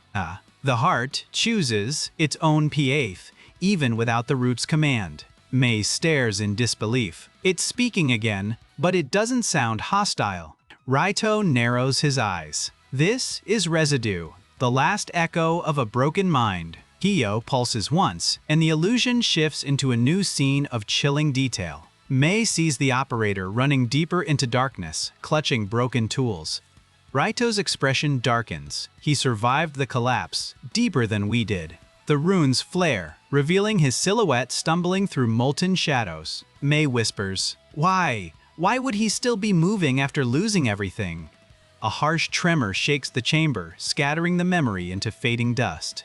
Kiyo dims briefly, stabilizing itself against the pedestal's healing light. Raito grips the edge tightly, muttering, "Because he clings to the fragments." Mei frowns. "Fragments of what? The dungeon is finished, isn't it, Uncle?" Raito turns to her slowly. If it was finished, it wouldn't echo his path.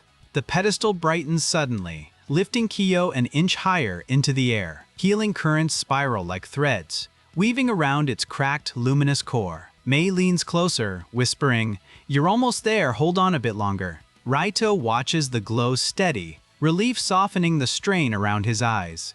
For a moment, the chamber feels safe, warm, almost welcoming again to them. But then the far wall pulses with a sudden sharp flash of crystalline red. Mei jolts back, heart racing as a new rune carves itself across the stone. Raito steps before her, lifting his bat, though exhaustion shakes his stance. A chilling whisper emerges, thin but rising with undeniable intent and force. PHASE 5, initiated, by surviving operator, external trigger found. Mei's breath stops cold. Phase 5? I thought there were only 4 phases.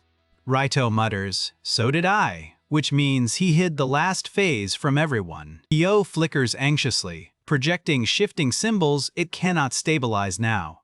Mei turns to Raito, voice trembling. "Does this chamber protect us from it?" He answers quietly, "Not if Phase 5 was built outside the dungeon's core." The red rune expands, swirling into a vortex that distorts the chamber air. Cold wind spills out. Impossible, this deep-carrying metallic sense of ruin. Mei clutches Kiyo protectively as the pedestal lights flicker from the surge. Raito narrows his eyes at the vortex, adjusting his grip with calm resolve. The final echo from the rune whispers one last warning through the chamber. PHASE 5, the awakened shell, seeks its new host above. A cold wind spills into the chamber as the red vortex twists with rising force. Mei shields Kiyo while sharp currents scatter loose dust across the stone hall. Raito steps forward slowly, bracing himself, though weakness drags at his body. The rune expands again, casting long shadows that crawl across every surface. A low metallic echo shakes the air, hollow yet alive with unsettling intent. Mei whispers, "Phase 5? It's happening above us right now, isn't it?" Raito nods faintly. Whatever survived the collapse is moving on its own now. The vortex stabilizes, revealing brief glimpses of shattered halls above them. Kiyo glows weakly, projecting symbols that warn of unknown hostile movement. The whisper returns. The shell has awakened. A host will be selected now. Mei feels a chill crawl down her spine at the cold finality in the message. Raito leans closer, tightening his grip on the bat despite trembling arms. "We have to move," he murmurs. "If the shell reaches survivors, it ends them."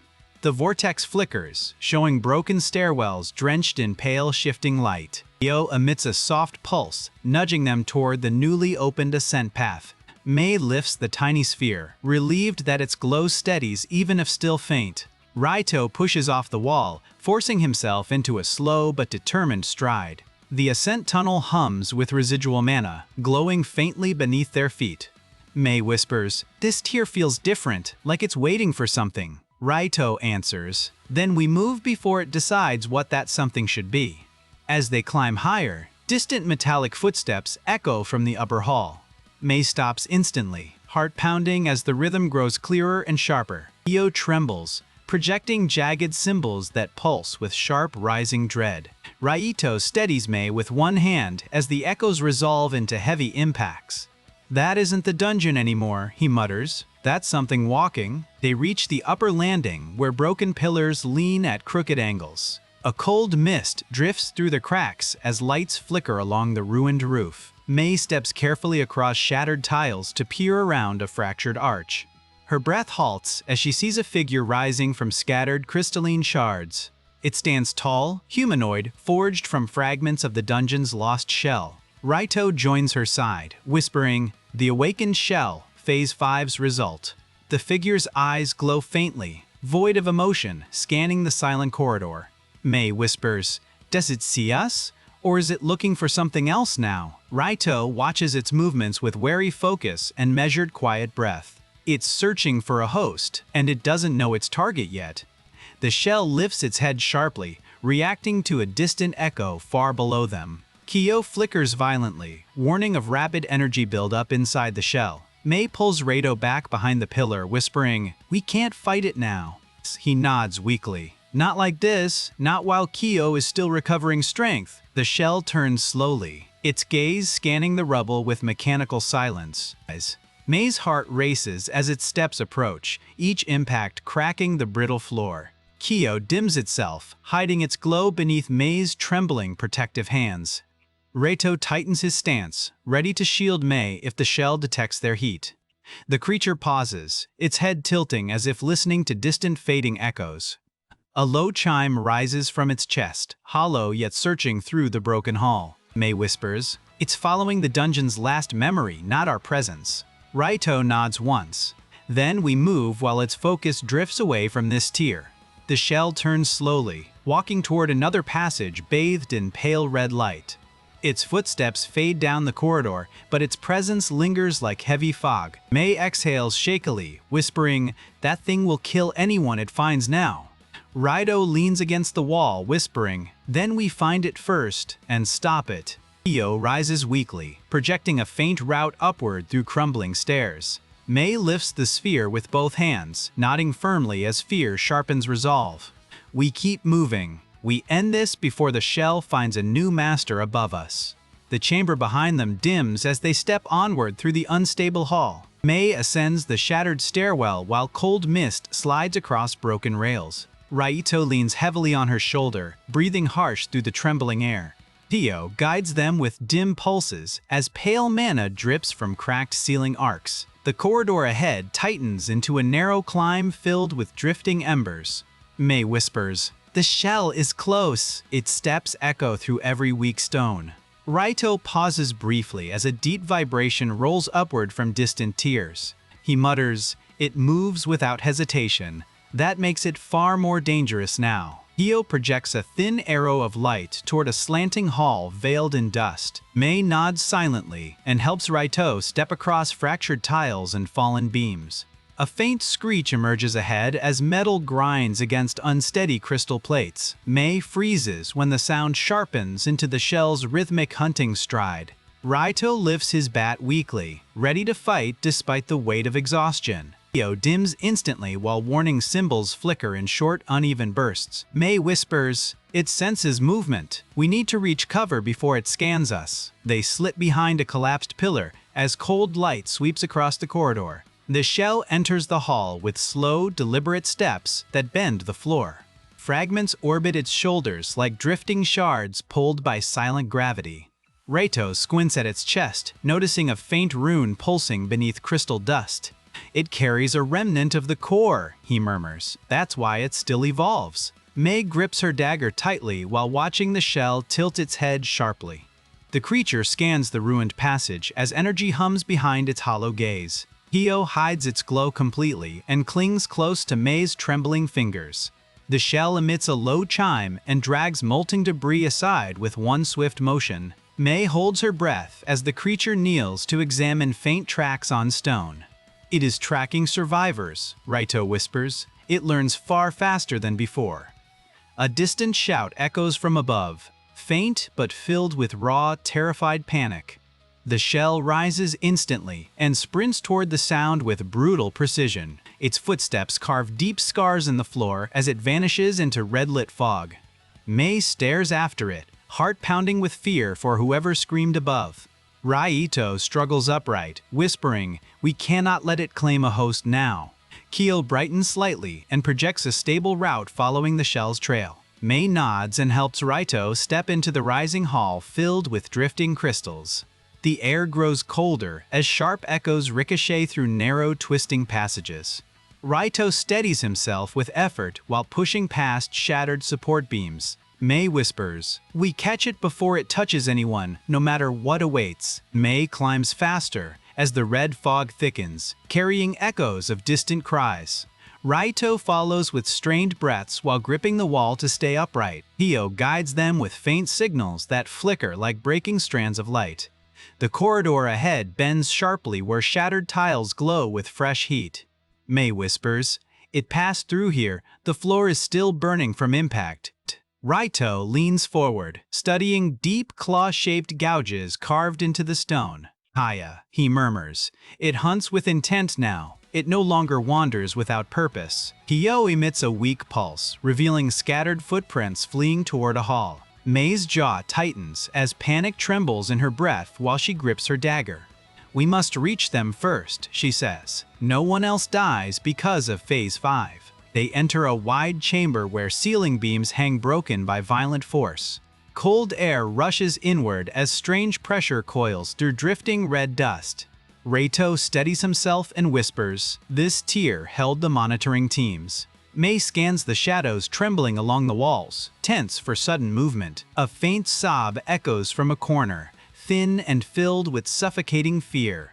Mei hurries toward the sound and finds two survivors hiding behind debris. Their faces pale as frost, they whisper, "It took someone, it dragged him." Raito kneels beside them slowly, muttering, "Who was taken? Tell us quickly." One survivor trembles, pointing toward a corridor drenched in crimson haze. "A young analyst," she says. "It said he matched the pattern it required."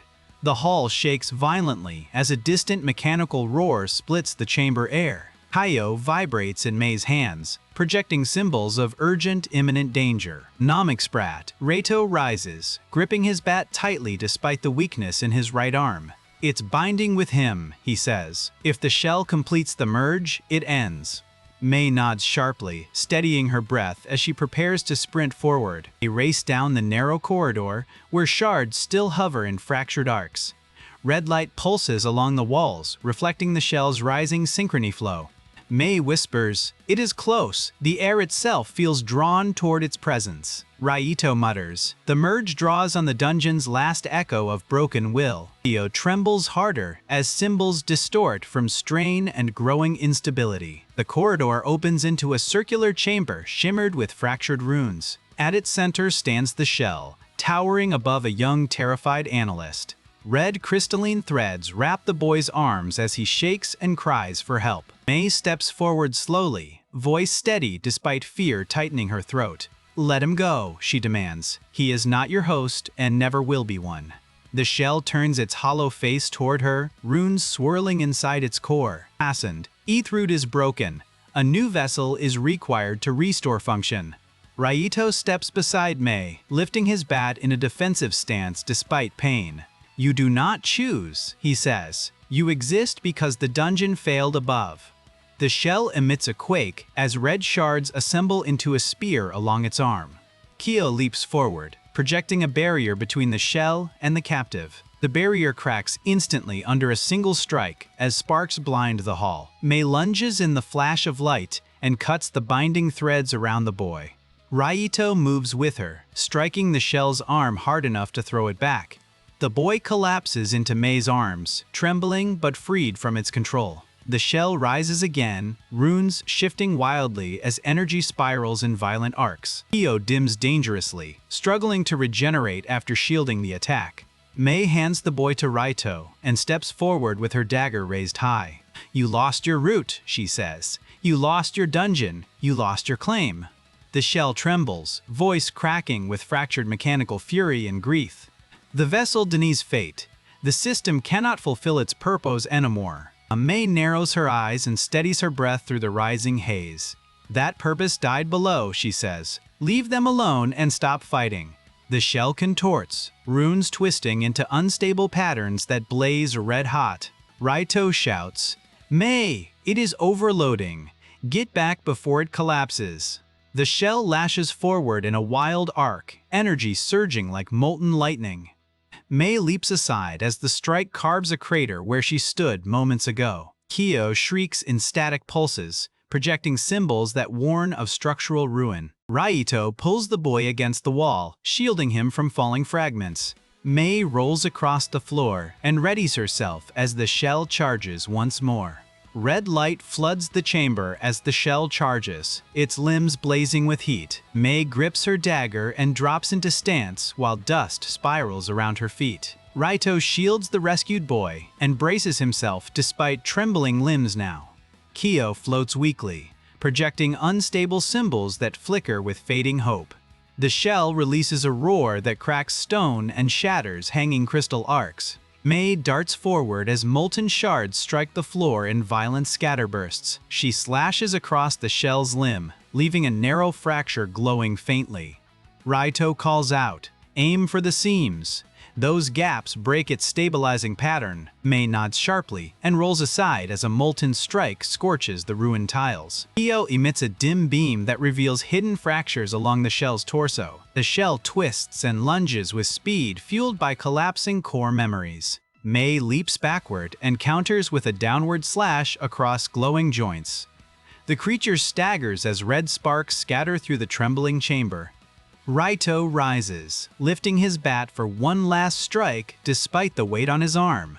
Kyo flares briefly, guiding Mei with flickers shaped like shifting runes. Mei charges again, slicing across the shell's chest where energy pulses wild. Raito follows and smashes the same point with a strike that cracks the shell.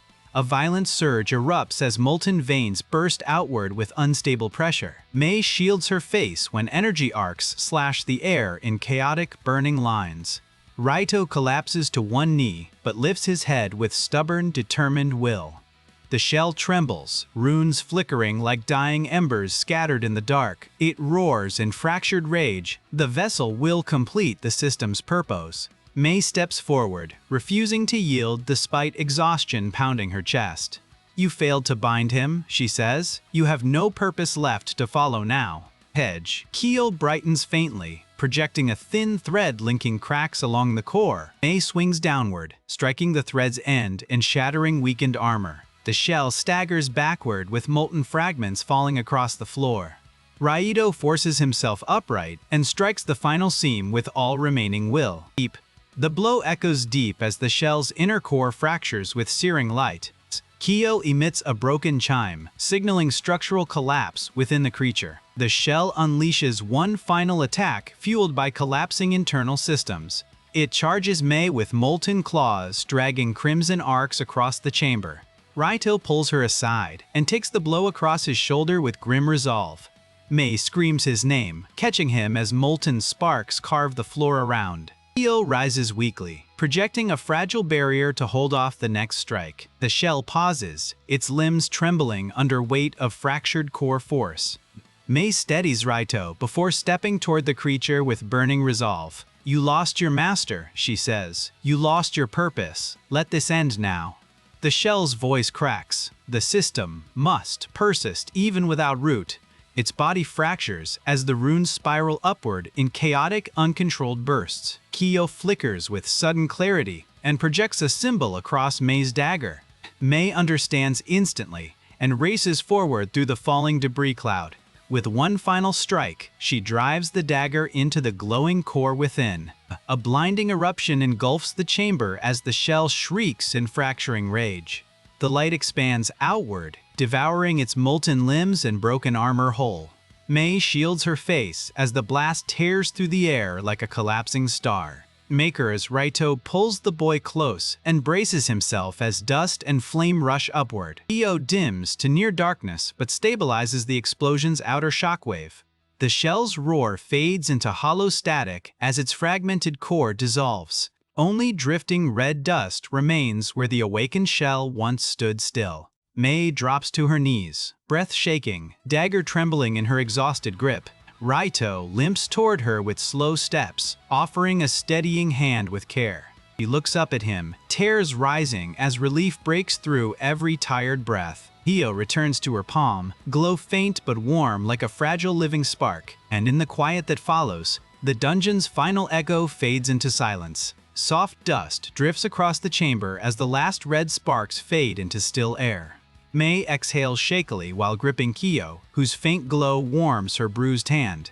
Raito leans against a shattered pillar, breathing slow but with steady strength. The rescued boy sits beside him, trembling yet alive thanks to Mei's resolve. Silence settles in the ruins, deep and calm, where violence once roared loud. Mei steps toward Raito and kneels, exhaustion melting through every muscle now. "You're hurt," she whispers, touching his shoulder with gentle, trembling care. Raito smiles faintly, replying, "We're alive. That is enough for me right now." Hio pulses weakly but steadies, absorbing gentle mana from the quiet stones. The boy wipes his tears and whispers, "Thank you, I thought I would die here." Mei helps him stand before turning her eyes toward the broken upper passage. Raito nods. "We follow the survivors' markers. They should be close above." Hio projects a soft trail of light that winds through cracked ascending halls. Mei supports Raito again as they begin climbing toward cooler, safer air. The dungeon no longer growls or trembles, its will finally dissolved to dust. Faint echoes remain along the walls, but they feel like memories drifting away. Mei glances back once, whispering, "It's over. The dungeon is finally over." Raito replies, "Not over, just resting." Its heart wanted to be free of control. Hio glows slightly brighter, agreeing with a gentle, soft chime of relief. They step into a corridor where daylight spills through fractured ceiling gaps. Warm sunlight touches Mei's face, and she pauses, closing her eyes in relief. Raito exhales deeply, whispering, "I forgot how quiet the world could feel." Past. Kyo floats upward, basking in the sunbeam like a weary ember meeting dawn. The rescued boy laughs softly, the first warm sound since the descent began. Mei smiles and says, "Let's go. The others must be waiting outside for us." They climb the final stairway where wind hums through broken metal rails. The exit opens ahead with soft grass visible beyond shattered concrete edges. Raito stops at the threshold, taking in the sky as clouds drift slowly across. Mei grips his arm, whispering, "We made it home, Uncle. We truly made it." Kyo lands in her palms, glowing steady for the first time since the collapse. Outside, survivors gather near the ruins with tired but grateful expressions. Cheers break out when they see Mei, Raito, and Kyo emerge from the dust. Mei stumbles forward as relief finally overwhelms her trembling, exhausted legs. Aspen's action, Inria, taps our Aspens. Raito catches her, smiling as sunlight warms the moment with gentle, quiet hope. Kyo projects a final soft chime, signaling peace where chaos once thrived. Mei looks back at the ruins, whispering, "Sleep now, your suffering is done." Raito nods beside her, adding, "We stopped the cycle. It won't hurt anyone again." Wind carries dust across the ruins, scattering the shell's last silent embers. Survivors begin tending to each other, forming a circle of calm amid the wreck. Mei closes her eyes, breathing deep, ready to step into a world beyond fear. Raito places a hand on her shoulder with quiet pride and unspoken gratitude. Kyo glows warm between them, pulsing gently like a heartbeat fully reborn. Together they walk into the sunlit field, leaving the ruins to their silence, and the dungeon, at last freed from force and control, fades into true rest. The nightmare ends, and a new beginning rises where hope finds open sky.